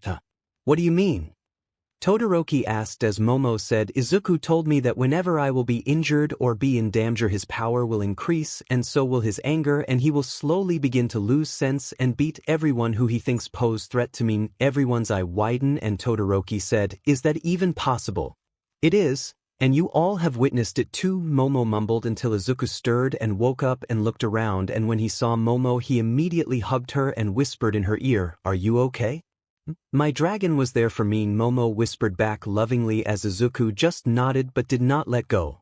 "Let's give them some privacy," 𝗧𝗓𝗧𝗟𝗘 said as everyone nodded and walked out, leaving the couple behind.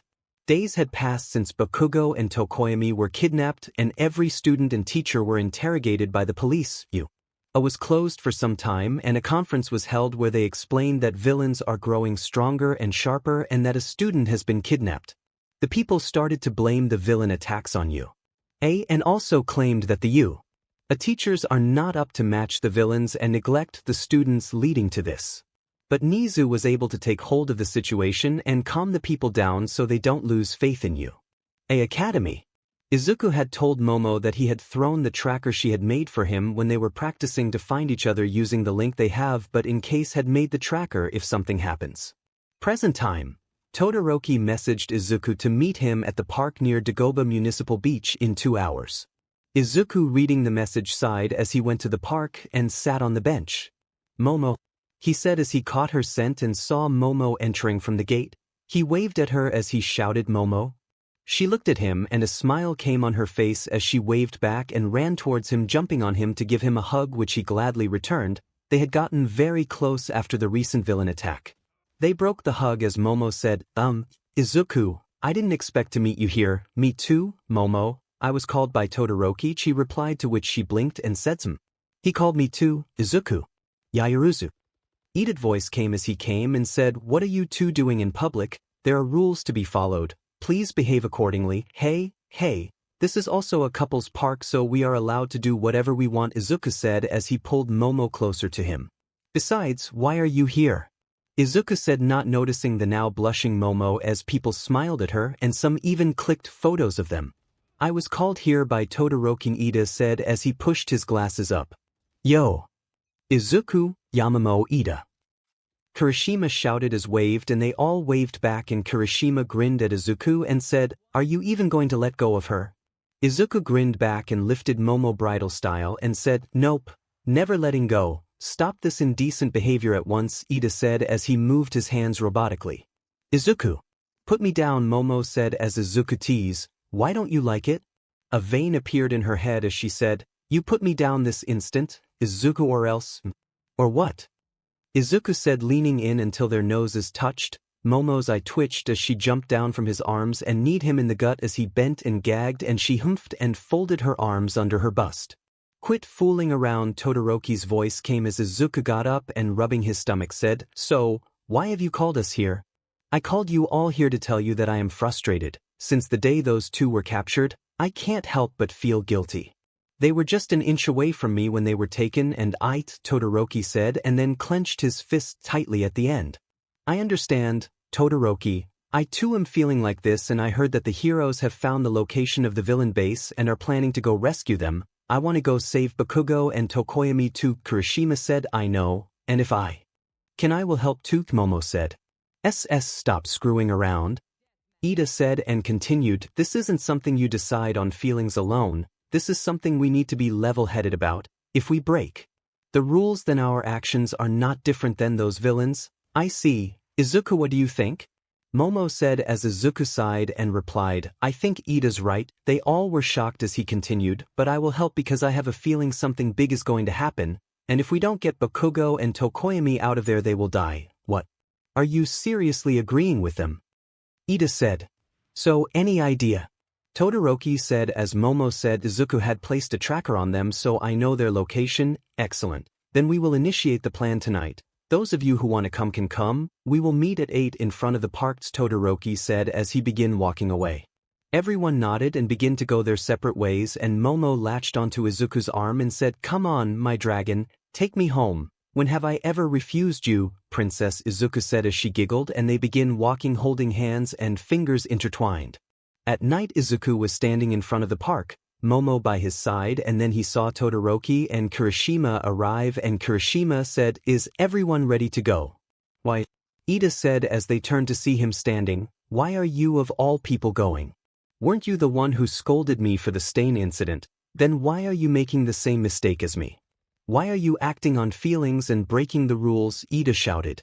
Ida listened. Izuku began only to be punched in the face. In return Izuku smashed him in the face and he was sent sprawling on the floor. Izuku. Stop, please don't fight, Momo said as she hugged Izuku from behind. Izuku calmed down as Todoroki pulled Ida up and said, We are not attacking them head-on, but rescuing him without combat. Then I am coming too, Ida said. They took the train and went to Kamino Ward where they looked around and Kirishima said, All right, where to? Wait, villains know our face so we need a disguise, Momo said with a blush as she pointed towards a clothing store. Izuku just chuckled knowing his girlfriend's antics and wrapped an arm around her waist as he led her to the clothing shop, and Momo blushed hard at being caught by her boyfriend. The rest followed confused at the couple. They then disguised themselves. They located the area and watched inside that there were a lot of 𝗏𝗏s there, and suddenly the storehouse was smashed and they hid and saw heroes there as best Genius said, A 𝗏𝗏 warehouse, subjugation complete. Ragdoll, wake up, what happened to you? Tiger said as Ida said, Let's go, the heroes have done the job. Suddenly Izuku tensed as they all looked at him, until a voice came, I am sorry Tiger, she had a useful quirk so I took it. Everyone turned towards the area the voice was coming from and Izuku said, This is what my instinct were talking about, the bad feeling. Ever since I became like this my stock has fallen quite a bit. The voice continued and best Genius subdued him, and in less than a second everything exploded. Everyone were scared, even Izuku felt fear. His instincts for the first time were screaming at him to get away from here. Izuku hugged Momo to comfort her when he saw the look of fear on her face. Now then, let's get this over with. All for one became visible standing there. He then clapped seeing best Genius protect everyone and then killed him. What is this? Bakugo said as he appeared through some portal in front of All for One. Where are we? 𝗏𝗏𝗧𝗏𝗏 said looking around. Then more portals appeared as Tomura and the others villains came out bruised and damaged. You failed again, Tomura, but don't worry, I brought comrades for you and these boys as well whom you consider as important pieces for you. All for One said gesturing at Bakugo and 𝗏𝗏𝗧𝗏𝗏. Tomura kneeled in front of All for One as he continued, Try as many times as you like, that's why I am here, everything just for your sake. Just then All Might came and All for One grabbed both of his hands as they pushed each other, and All Might said, I am going to make you give everything back, All for One. You mean you're going to kill me again? All Might. All for One said, You sure took your time, All Might, it took you 30 seconds to arrive here, is your age getting to you? All for One said as he pushed All Might back. All Might crouched as he said, You're one to talk. What's with the industrial mask? This time you are going down, All for One, All Might said as he thought, I have a bad feeling about this match, and my age is getting to me. He then took a deep breath as he said, Forgive me, young Izuku. All Might then rushed at All for One as All for One used multiple augmenting quirks and hit All Might and threw him away, destroying multiple things. Get out of here, Tomura, and bring this boy with you, All for One said as he forcefully activated Kurogiri's quirk. Bakugo and 𝗏𝗏𝗧𝗏𝗏 started fighting back with the villains, and Izuku said, Everyone, I have a plan. They turned towards him as he said, Listen, we will start by propelling ourselves with my flames and Ida's 𝗏𝗏𝗏𝗏 burst. In that instant we will use Todoroki's ice to make a ramp as high as possible to fly off and use 𝗏𝗏𝗏𝗏's hardening to destroy the wall. Then you 𝗏𝗏𝗏𝗏 will give a hand to Bakugo and 𝗏𝗏𝗏𝗏𝗏 will use Dark Shadow to grab onto me and boom, plan successful. They all nodded and initiated their plan, which was successful as Bakugo grabbed Kirishima's hand and Dark Shadow grabbed Izuku and they flew away. Even Tamura and other villains were sent through the portal. Everyone met up and watched the fight through a big TV. All Might and All for One battled fiercely, destroying half the state of Kamino Ward, and suddenly a beaten and bruised All for One said, "You know Shigaraki Tamura is Shimura Nana's grandchild." All Might froze, hearing that All for One taking the opportunity tore a hole in his stomach as everyone took All Might's name as All for One laughed and said even if that served as a distraction that was still true, that boy Tamura is Nana's grandchild. Everyone was scared and supported All Might and wished for him to stand up and fight. All Might slowly stood up as he threw out BLD and All for One grabbed him by the neck and laughed. Izuku, watching the Teen V, froze, his head hurt and his heart as he watched All for One laugh. He fell on his knees and grabbed his head as Momo kneeled beside him and asked, "Izuku, why are you crying?" Izuku's eye widened as he touched his cheeks and felt tears, and suddenly everything clicked in his head. He remembered this laugh. This was the same man who killed his parents. He clenched his fists tightly as he stood up, wiping his tears. Momo asked, "Izuku?" He did not answer but looked at the screen, and All for One said, "It's goodbye now, All Might," as he punched another hole through All Might's stomach and threw him on the floor and said, "Now die, slowly and painfully, All Might." Ha! Everyone was beyond horrified, and Izuku got rage-filled as steam began to pour out of him and flew away with blinding speed, and his fellow students calling for him. "You bastard!" Izuku said as he punched All for One and sent him away flying. Izuku, crying, kneeled by All Might and said, "Uncle Toshi, please don't die." Everyone heard this and their eye widened hearing this, except for those who knew Izuku called All Might as Uncle Toshi. "Izuku, my boy, I'm sorry. Can't hold on much longer. Cough cough, I have already passed it to you. The world is in your hands now and I can. Knowing you will keep it. Goodbye." All Might said as he died with a smile. Izuku shouted as he cried, seeing All Might die. All for One laughed and said, "So you finally died, All Might." "Ha, no one can stop me now." Izuku stood up as put All Might's corpse down, and looking at All for One he said, You killed Uncle Toshi. Now I'll kill you." Lightning Flame Dragon Mode.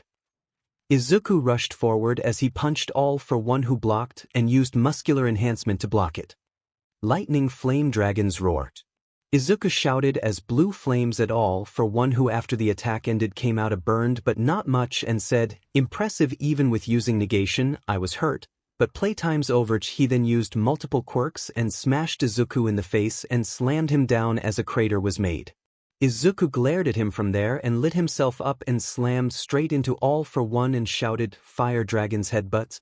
But All for One simply blocked it, and Izuku gritted his teeth and said, "Fire Dragon's Wing Attacks," and attacked All for One, who blocked and said, "This is getting boring. Atomic compression plus muscle enlargement plus explosiveness plus muscular enhancement." He then slammed his punch straight into Izuku's gut, who threw out BLD and gagged, and All for One kicked him into the ground and punched him again with the same quirk and said, "Weak, pathetic," and pucked Izuku from the head and started slamming him down repeatedly, face first. Momo was horrified as she saw Izuku being slammed and shouted, "Izuku." As tears streamed down her face, All for One then let go of him as Izuku slowly stood up, bleeding heavily, as All for One laughed madly and said, "What happened? Weren't you going to kill me? I need more power. More power. More." Izuku shouted until a white light came from the sky and slammed the ground, and the whole world watched as All Might's body slowly floated and went into the white light. Then a feminine voice came, "We heard your voice, kid, and we have come to help. Who's there?" All for One shouted, and everyone became confused as another voice came. "So this is the pathetic state you're in now, brother." A male's voice came as All for One's eye widened, and he said, "It can't be. Don't believe thrice I killed you.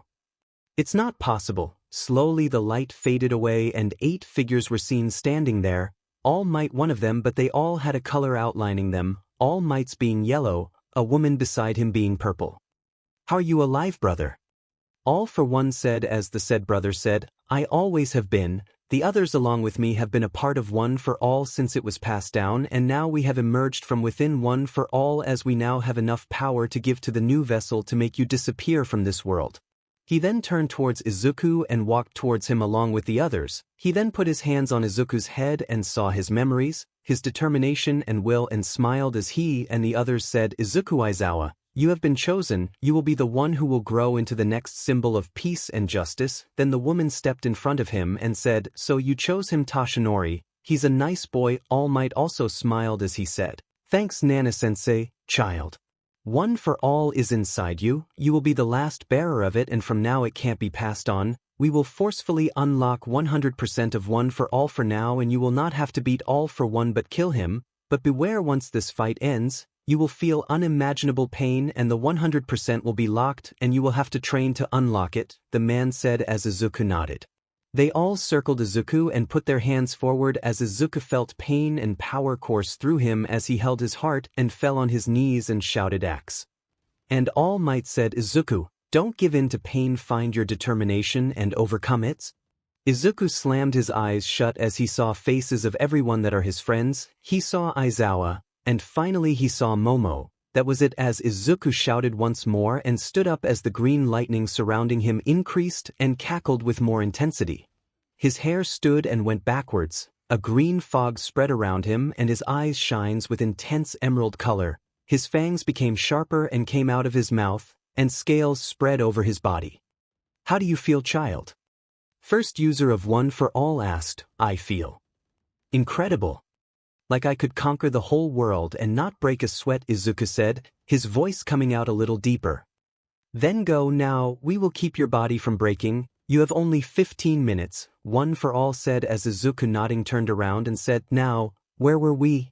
Izuku flashed forward as he said, "Smash, AMD." An incredible amount of wind pressure generated and shockwave were sent. More and more area of Kamino Ward was destroyed as Izuku and All for One clashed, moving at incredible speed, Izuku leaving only green lightning and All for One leaving black trails for the pros to see, while the civilians saw nothing but only felt shockwave.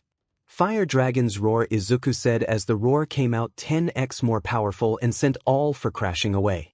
All for One came out with a broken and charred arm, his mask destroyed, and his suit burned off and other third-degree burns on him as he said, "𝗬𝗏𝗧𝗟𝗘 brat. I'll kill you. This is my final move, 𝗧𝗏𝗧𝗟𝗘." All for One focused every last quirk he had into his working hand as he rushed at Izuku, who launched himself at him too, saying, "Your reign of villainy ends here. This is for you, Uncle Toshi, United States of Smash." They both collided and everything blew away. When the wind that blew cleared, Izuku was seen standing with only his, which were ripped here and there and turned to shorts, multiple bruises visible on him, but he was standing victorious, and All for One was seen on the ground in front of him with only one arm, that was charred, and was bleeding out very fast. "And no, I can't die I have much to fulfill," All for One said as the WhatIf users appeared, and the first said, "It's over, brother. You're coming with us to the world of deads. You have been hurting people for centuries and now your end has come, and it shall be by my hand. No. Stay away from me. Two can't die yet," said All for One, until the other users of WhatIf took him away and then reappeared. "You did good, child," first said as the others nodded. "You saved millions of people, young Izuku. I am proud of you. I am sorry for placing the burdens of being the symbol of peace of you, but I know you will do good, not only for yourself but for the world. Become a legend, Izuku. Fulfill your dreams and achieve your goals. I know you can. Now it's goodbye. Our time here is over. Plus Ultra, my boy," All Might said and turned towards the camera and said, "Goodbye, everyone, and thank you for your support. Plus Ultra." Then everyone started fading as they all faded away, until only first user was left and said, "Your friends have arrived." He gestured towards Momo, who was running towards him along with Kirishima, Todoroki, Ida, Tokoyami and Bakugo. Izuku grinned weakly as Momo came at him and opened his arms, and instead of a hug he received a punch in the gut and a kick on the face, and he fell down. Groaning, he got up and said, "Ow," as Momo then hugged him and said, "You stupid idiot. I was so worried. I know. I am so sorry, Momo. Please forgive me," Izuku said as he hugged back, and Kirishima hugged Izuku and said, "That was manly." "Thanks," Izuku said, and everyone congratulated him, and then first user said, "Izuku, I will turn off the power-up you got. Brace yourself. You remember the consequences, right?" Izuku took a deep breath and nodded as Momo asked in a worried tone, "What consequences?" Izuku just flashed her a sad smile as everyone became scared, and suddenly the power-up was gone and Izuku fell on his knees and screamed at the top of his lungs. His whole body hurt like hell. He felt like his bones were cracking and breaking. Blood flowed out of nose, mouth, ears. Everyone present heard his screaming, and the first user also faded away but with a sad smile. Izuku kept screaming until he passed out from the pain, and Kirishima volunteered to carry him to the ambulance as Izuku was taken away and put in the hospital with intense security around him and heroes guarding him sitting in the room so no villain could attempt to harm him. The people injured were also taken away. Everywhere the 𝗓𝗏𝗧𝗟𝗘 incident was displayed on news, and everyone began to call Izuku the legacy of All Might. Many people were impressed with his power and were happy that if Izuku turned into a pro-hero, crime rate would reach near 1 or 2% and that he could bring forth a new era for the heroes. Izuku was unconscious for 5 days with Aizawa and Momo by his side, not even leaving for a second. Each of his classmates came to see him during these days. Bakugo and Tokoyami were also questioned about the incident, and All Might's funeral was postponed till the hero of 𝗓𝗏𝗧𝗟𝗘 incident, which was Izuku, woke up and attended the funeral. Eventually Izuku woke up on the 6th day and was berated by everyone, mostly by Recovery Girl because she had a very hard time healing him, making him come back to shape. He was also scolded hard by everyone he knew for rushing in danger. And for the first time ever he was hit by Aizawa, but he also received a hug by Aizawa, who was scared seeing his only son being beaten brutally by the most notorious villain of all time. He was then congratulated by everyone, and heroes even began to offer to be his sidekick if he accepted them. They all then also attended the funeral of All Might, and 2 days after the funeral day, Izuku was sitting in U. He was forbidden from going out of the faculty for even a minute. Aizawa entered and said, "Sanyu is proposing boarding system, so from now on everyone will live here." Izuku said and thought about it and then said, "Well, it's good. It will be better for everyone to stay together and will benefit us from these villain attacks." He was also happy knowing Momo would be there. "I know, but there is a problem," Aizawa said as Izuku looked at him and said, "What?" And Aizawa took a breath and answered, "To the other teachers, and I have visited and talked to every student's parents, and they all have agreed to let their child stay in you. Except for Yaoruzu's parents." Izuku was shocked and said, "What?"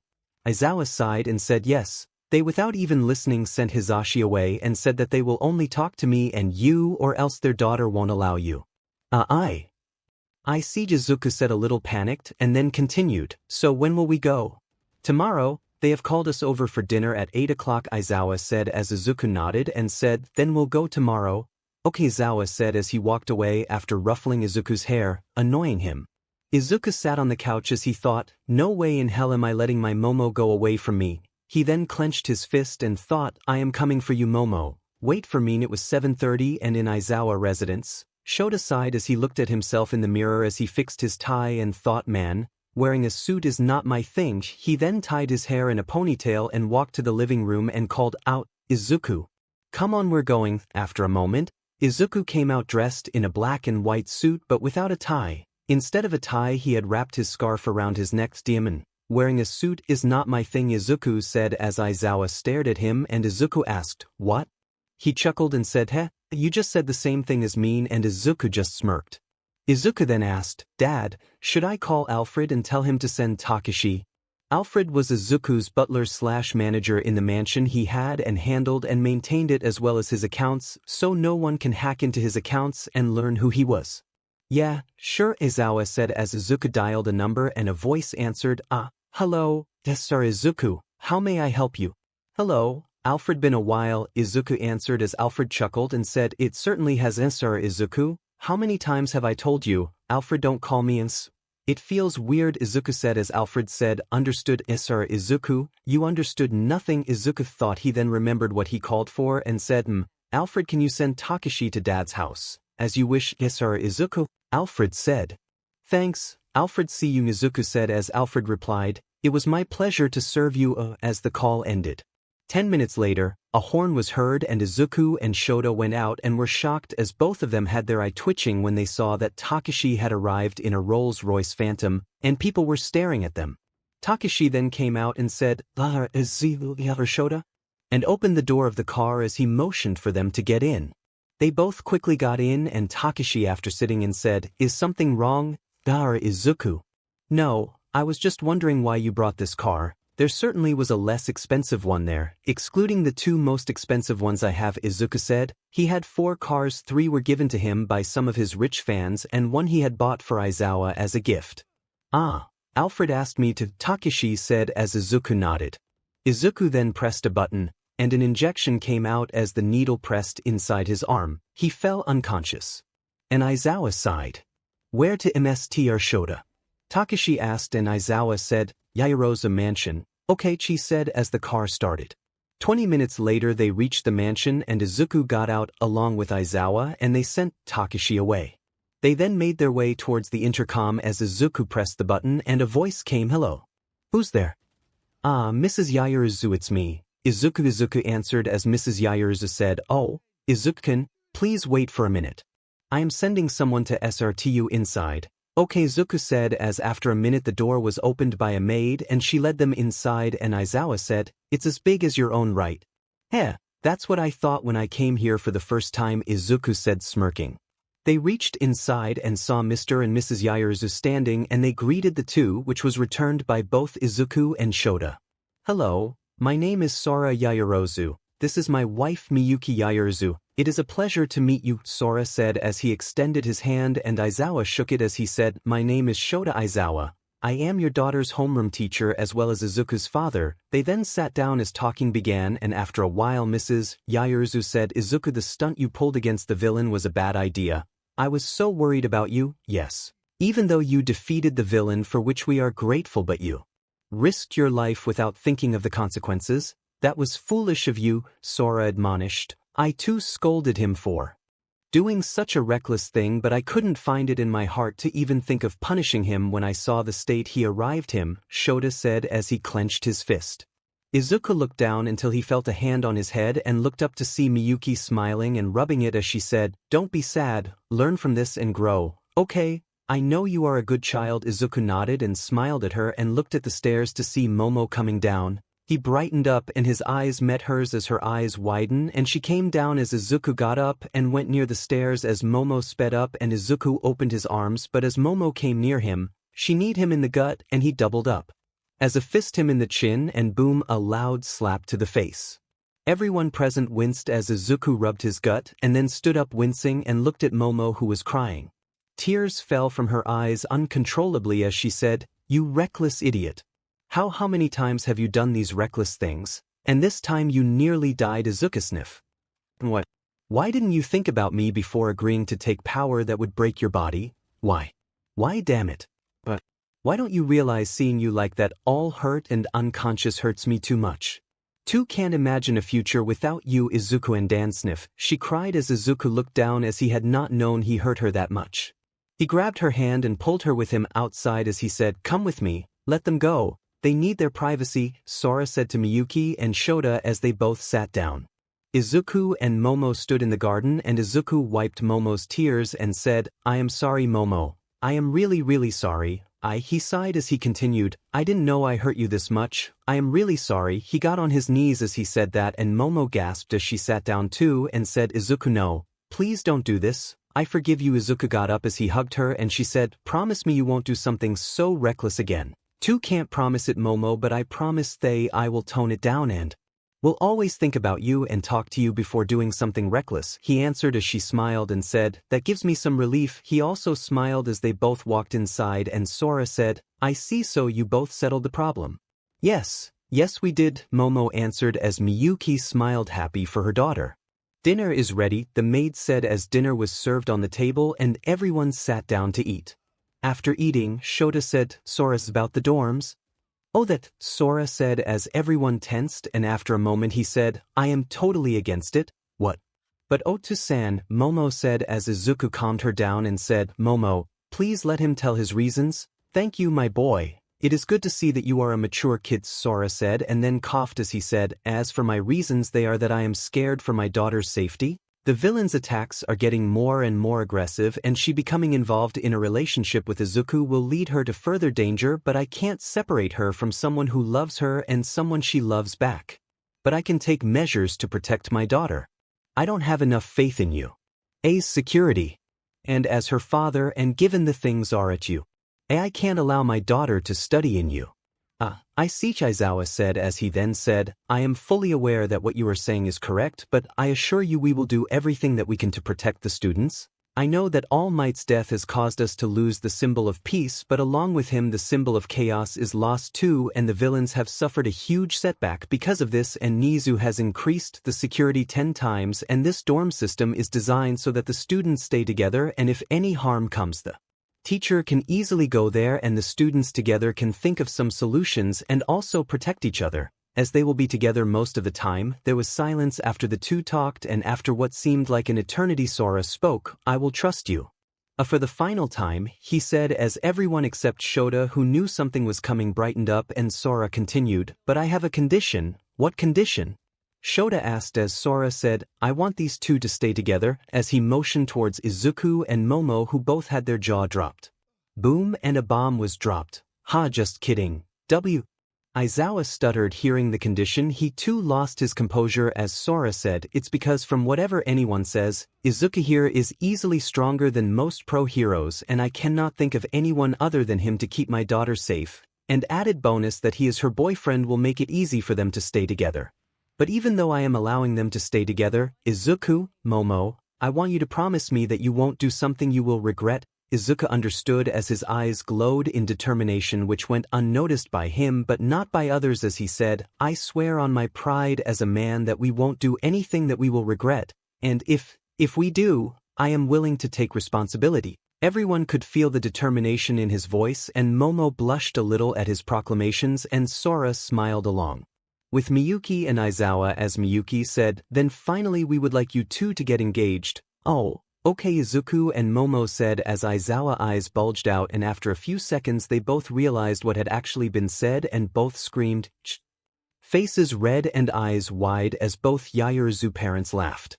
Then Miyuki said, we would like for you two to get engaged, as this is for the best. And don't say it like you didn't plan or at least think about having a future with Momo after you became successful. At the last part she looked at Izuku, whose eye widened, and he said, how did you know that I planned on asking Momo for marriage after becoming a pro? Everyone's eye widened and Momo turned scarlet and steam came out of her, and then all three adults started laughing and Shota said chuckling, Izuku, she played you and you basically told her all your future plans. Tricked me, Izuku said as he blushed and turned red and hung his head low, and Miyuki again smiled as she rubbed his head and said, don't be down, you were not the only one who had such fantasies. A certain someone's diary is full of her plans with you in the future. Izuku's eye widened and he turned towards Momo, who still scarlet was shouting, Oda-san, Oda-san, you read my diary? Then Sora said, Izuku, earlier, why did your eyes glow? They did. Izuku asked as everyone nodded. One for all must be acting up, he mumbled as Momo said, what? I may have developed a second quirk, Izuku said as everyone's eye widened. What, which quirk is that? Aizawa asked as Izuku said, the one I used against the villain. I can't use its full power, but I can only use about I think 10% of the power. What? Everyone shouted as Izuku said, well, to tell you the truth, this was All Might's quirks. He then explained everything about One for All and everyone sat there shocked, and Momo said, so what now? Can you pass it on? No, after me this power will vanish, Izuku said as everyone sat in silence. After a while Miyuki said, so, Shota-san, what do you say about the engagement? Shota looked at Izuku seriously and said, son, if you agree to this, then we have to tell them everything. Izuku's eye widened as a sad look crossed his face, and which confused the 𝗧𝗓𝗧𝗟𝗘s, and Izuku said, Momo knows. So I think you can tell them. I told her after the 𝗧𝗓𝗧𝗟𝗘 was invaded. Momo remembered what Izuku had told her, and her own eye widened, and she hugged him as Sora said, did we miss something? Shota sighed and said, Izuku is not my biological son, as both 𝗧𝗓𝗧𝗟𝗘s' eye widened. He then explained Izuku's life to both the 𝗧𝗓𝗧𝗟𝗘, and after the end of the tale, Sora looked sad, but Miyuki had tears falling as she wiped them clean and stood up as she went towards Izuku and pulled him in a hug, as Izuku, although shocked, hugged back after a while as she said, no child should go through things like this. After a while she broke the hug and said, you have any problem, young man? Come to me, and from now on you're calling me Mom, and I won't take no for an answer. Sora stood up as he put his hand on Izuku's shoulder and said as he smiled at Izuku, yes, She's correct and call me father too. Izuku was overwhelmed and Aizawa also smiled internally seeing people caring this much for his son. Tears fell from Izuku's eyes as he said, "Okay, mom, father." They both smiled as everyone hugged Izuku and Momo said, "Don't cry Izuku, I am not crying." "Some dust just got in my eyes," Izuku lamely lied and everyone just smiled warmly at him and after a while Sora said, "School starts next week so we would like you to get engaged in the next 3 days. After 2 days the day of the engagement came and the engagement was done in secret with Izuku buying an emerald ring for Momo and she bought the same for Izuku. It was a very happy event for both the families. Several close relatives were invited from Izuku's side the entire year. A staff of pros and Nizu arrived and from Momo's side the ones who they trusted most came. 2 days after the wedding, Izuku took Momo with him as they were walking in Hosu City and reached its edge and Momo asked, "Honey, where are we going?" He blushed a little. He was still not used to her calling him honey or dear as she had started calling him that after their engagement much to the others' amusement. He laughed nervously as he replied, "Just wait for a little while and we will reach there Momo. It's a surprise." After a bit more of walking they crossed a forest and Izuku said, "We are here Momo." He then gestured forward as Momo looked and her eyes widened. She saw a huge mansion that was as big as hers or even greater. "What is this dear?" Momo asked as Izuku chuckled and said, "Welcome to Draco Mansion, our future home." Momo's eye widened and she turned towards Izuku, some tears of joy in her eyes as she said, "It's yours?" He smiled as he shook his head and said, "No. It's ours," and as he finished his sentence Momo jumped on him and he hugged her back and breaking the hug they both held hands and Izuku said, "Shall we, milady?" Momo giggled and said, "Yes, let's go." Izuku then called Alfred and he came out and opened the door and said, "Greeting Sr. Izuku, and am I correct in assuming this is Mrs. Momo?" "Yes, you are correct, Alfred. Now let's go inside," Izuku said as Alfred nodded and lead them inside. Momo was in awe seeing the whole mansion. She then said, "Wow, so awesome, I love it, Izuku." "Glad you like it Momo," Izuku said. Izuku then showed her each and every inch of the mansion and then he showed and they then sat down in the living room on the couch and Momo snuggled closer to Izuku and said, "Imagine one day living here, Izuku." "Believe me I do and I have a feeling that we will be living here soon," Izuku said as he wrapped a hand around her shoulder. They sat there for a while and Izuku said, "Hey Momo, want to see me sing a song?" Momo looked at him surprised and said, "Really?" He nodded as he said, "Follow me." They both then reached Izuku's specially made room for singing.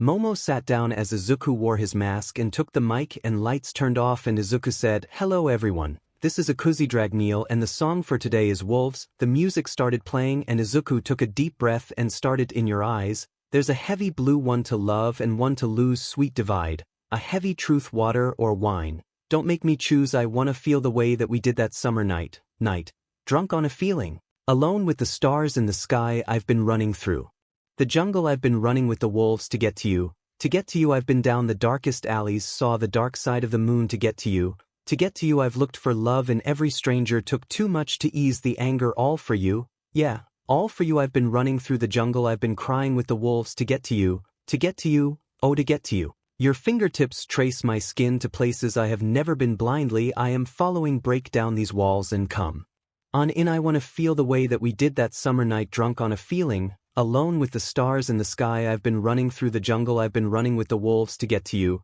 To get to you I've been down the darkest alleys, saw the dark side of the moon to get to you. To get to you I've looked for love in every stranger, took too much to ease the anger, all for you, yeah, all for you. I've been running through the jungle, I've been crying with the wolves to get to you, oh to get to you. I've been running through the jungle, I've been running with the wolves to get to you. To get to you I've been down the darkest alleys, saw the dark side of the moon to get to you. To get to you I've looked for love in every stranger, took too much to ease the anger, all for you, yeah, all for you. I've been running through the jungle, I've been crying with the wolves to get to you, oh to get to you. Izuku then took of the mask as everything closed and then drank a glass of water as he then looked at Momo and the lights turned on. Momo smiled at Izuku and said, "That was good. Thank you." Izuku replied. He then received a call as he said, "Hello, yes Dad?" "Ah, it was this late, I didn't notice." He continued, "Oh, well, we both are staying at the mansion today Dad." He replied, "Yeah bye." He then cut the call. He then said, "Well Momo, we are staying here today, why?" Momo asked, "Well, we lost track of time," he said sheepishly as she too was shocked and called her parents and told them. Days later, Izuku and Momo arrived at and Izuku noticed nearly every student was staring at him and whispering. He sighed and thought, man, defeating all for one really made me a big shot. Huts. He felt Momo squeeze his hand and he smiled. They both were then to the dorms and everyone was already there, and Mina spotted him and shouted, Yamamoto. Aizachan. Everyone noticing them ran forward and Mina jumped on Izuku and hugged him as she said, are you all right, Aizachan? Kaminari asked, holy dude, what was that fight you had?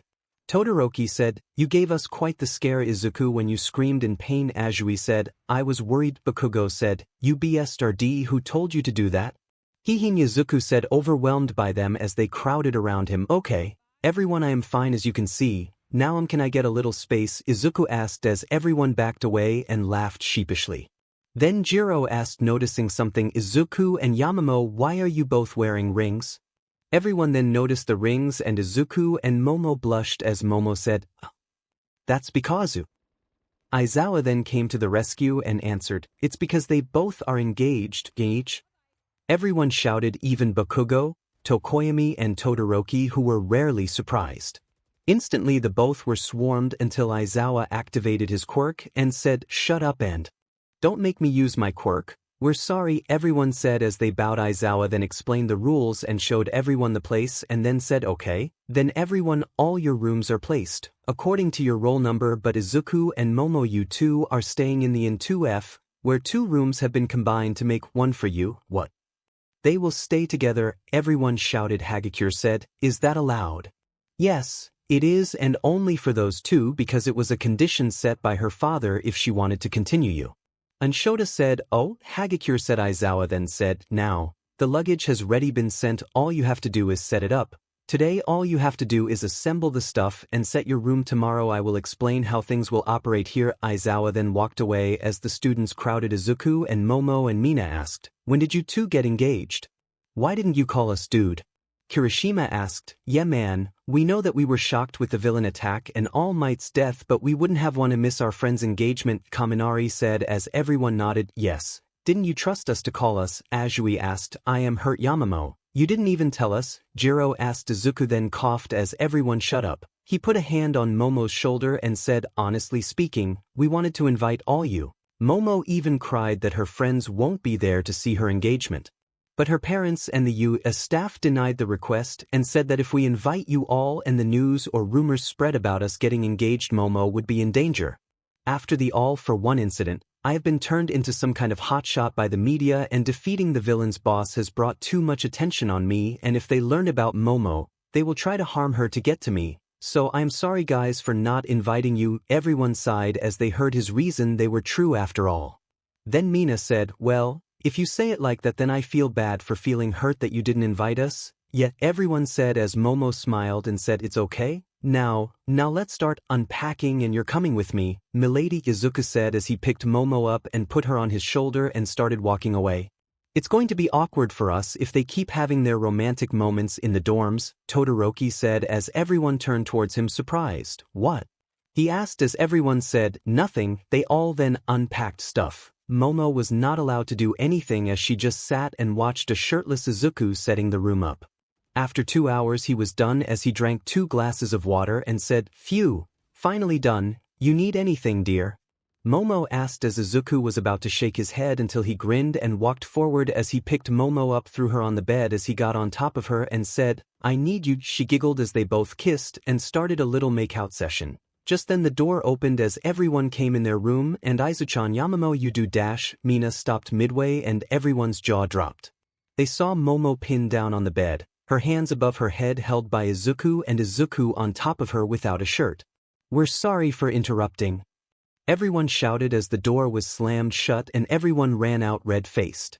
Izuku then leaned down and bit Momo's neck, leaving a mark as he grumbled and said, they just had to come right now. Momo giggled as she sat up and pushed Izuku's head in her melons as she said, don't worry, we have much time to spend together. Ofe, he said, his voice muffled due to being face first in Momo's BA. She let go of him as he wore a shirt and they both walked out of the room to see the awkward atmosphere and red faces of their classmates.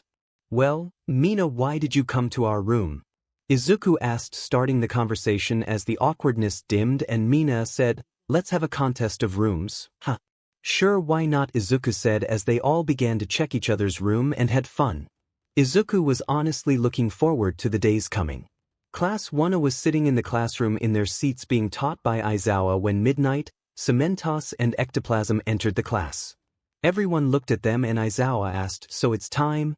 "Indeed," Midnight answered as Uraraka asked, "For what? Is it another test?" "Astid, no. Today you all will beat." Aizawa spoke and trailed off as he watched the students' reactions. They were leaning in and looked very curious. "Creating your own special moves," Aizawa said as the class erupted in cheers. "Yay!" Many screamed, "Finally some hero-like stuff," shouted Kirishima as he gave a shark-like grin. "Special. As in the one that will decide the fate of your battle," Ectoplasm spoke. "Those technique must be each's own unique moves. No copy allowed," 𝗬𝗏𝗧𝗟𝗘 said. "These techniques show who you are and nowadays pro heroes have special moves of their all." Midnight spoke and giving a playful wink at the end. "More details will be provided later. Get your costumes on and meet us at Gamma Gym," Aizawa spoke boredly as everyone rushed out of class. Everyone rushed out of the class towards their own respective changing rooms. After a while they arrived at the gym fully dressed. "Welcome to the Gamma Gym, or more commonly known as the Training Dreamland or TDL for short," 𝗬𝗏𝗧𝗟𝗘 said. He then crouched on the ground and used his quirk as he spoke. "This facility is of my own devising and here I can use my quirk effectively to create a perfect terrain and training objects for you to develop your own special moves, hence the Dreamland." "Sir, can I ask a question?" Ida said as he raised a hand and Aizawa motioned him to continue. "Why do we need special moves for the provisional license? Please explain it," Ida said as Aizawa said. "As you know, pro heroes need to rescue people from all types of dangers, for example human calamity, villains, etc., and the exam is devised to measure this aptitude. There are various things such as leadership, judgment, courage that are measured in these exams, but the most is fighting ability, which has more weightage compared to others. According to them, being well prepared means no worries, and having a special move greatly increases your chances of success." He took a deep breath after explaining this much. 𝗬𝗏𝗧𝗟𝗘 then raised a finger as he added, "If instead of being controlled by the situation, you are able to bring stability to the situation, is mark of a true hero's fighting ability." Ectoplasm spoke. "Well, not all special moves are offensive, such as Ida's Recipro Burst. To be able to get so far in such a less time can be called a special move." Ida trembled slightly as he said, "You'd really call that a special move? I see, so it's about drawing from your natural strength to create something that will give you a leg up," Sato said. "Exactly.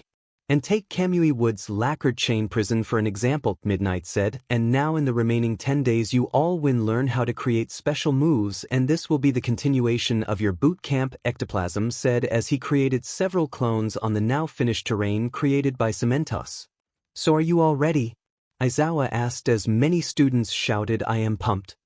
Everyone was busy making their own special moves and Izuku was thinking too as he noticed Aizawa. He said, "Dad, I have many special moves, so why do I need to create something?"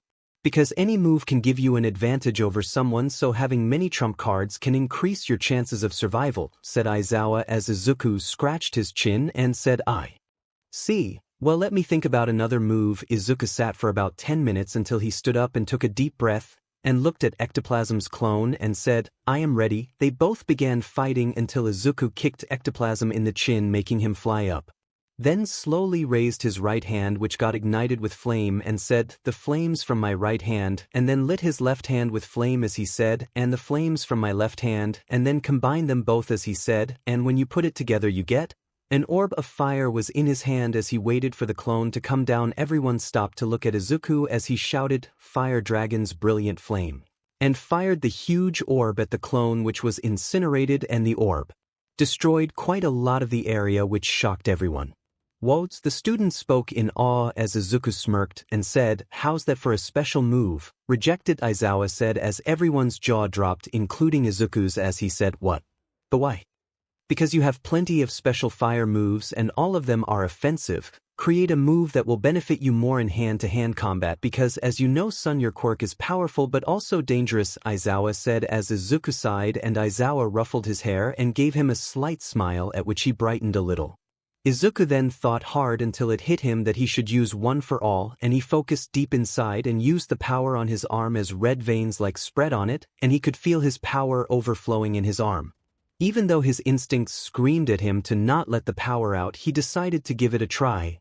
Everyone around him looked at him in confusion as they saw red veins like spread on his arm. Izuku back his fist and aiming a punch he shouted, "Detroit Smash." He punched and let the power flow as a huge gust of wind came and blew everything away and destroyed the gym's wall.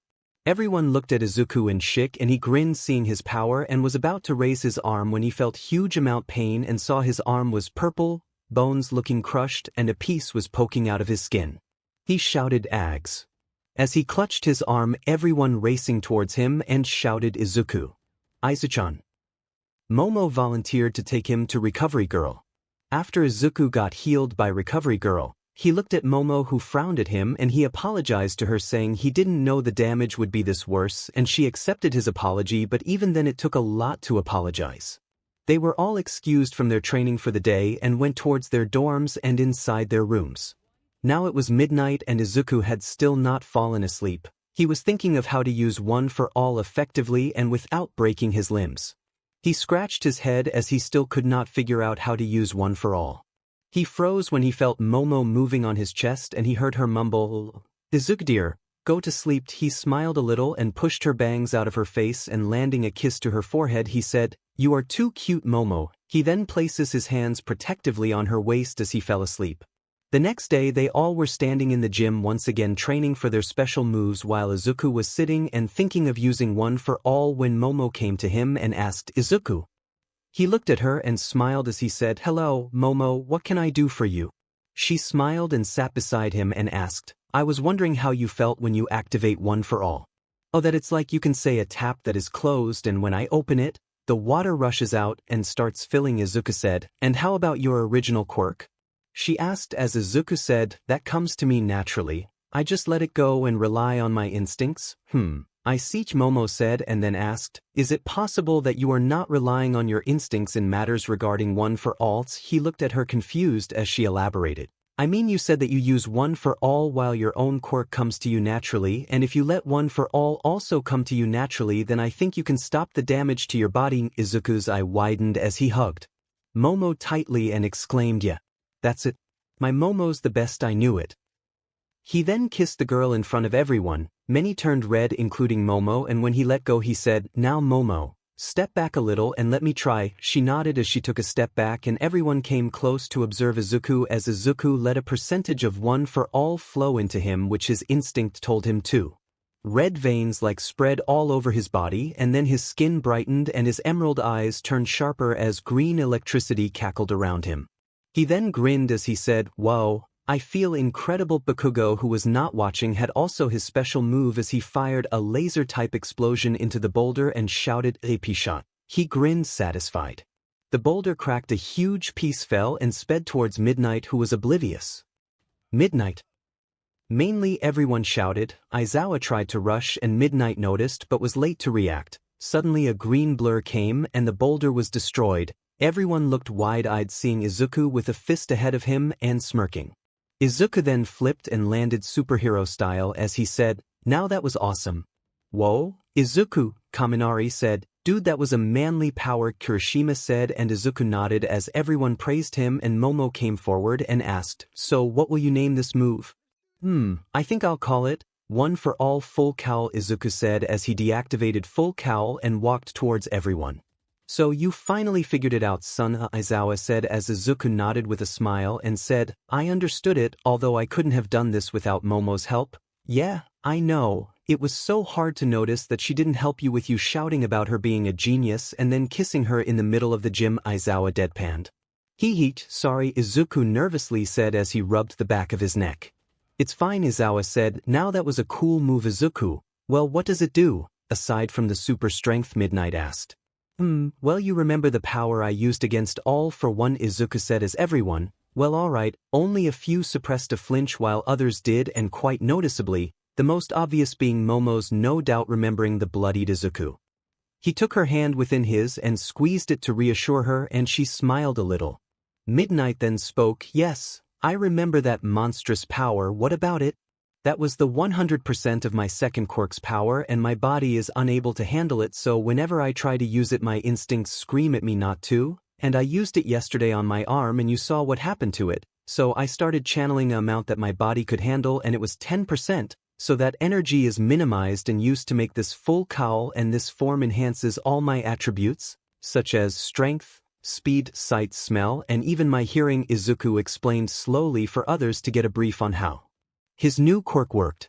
Well, I think it's incredible and more than enough for the provisional license exam. Midnight said, thanks. Izuku said, okay everyone, now all of you have to perfect your moves within the next 8 days and then comes the exams. Now shoo, get back to work, Midnight ordered as she took out her WHP and strike in the air. Everyone nodded and went back to their work, while Izuku thought, well, at least I know the coming days ain't going to be boring, before he was hit in the head by ectoplasm, who said, what are you daydreaming for? Get back to work? Oh, right, Izuku said, charging up one for all and vanishing in a green blur.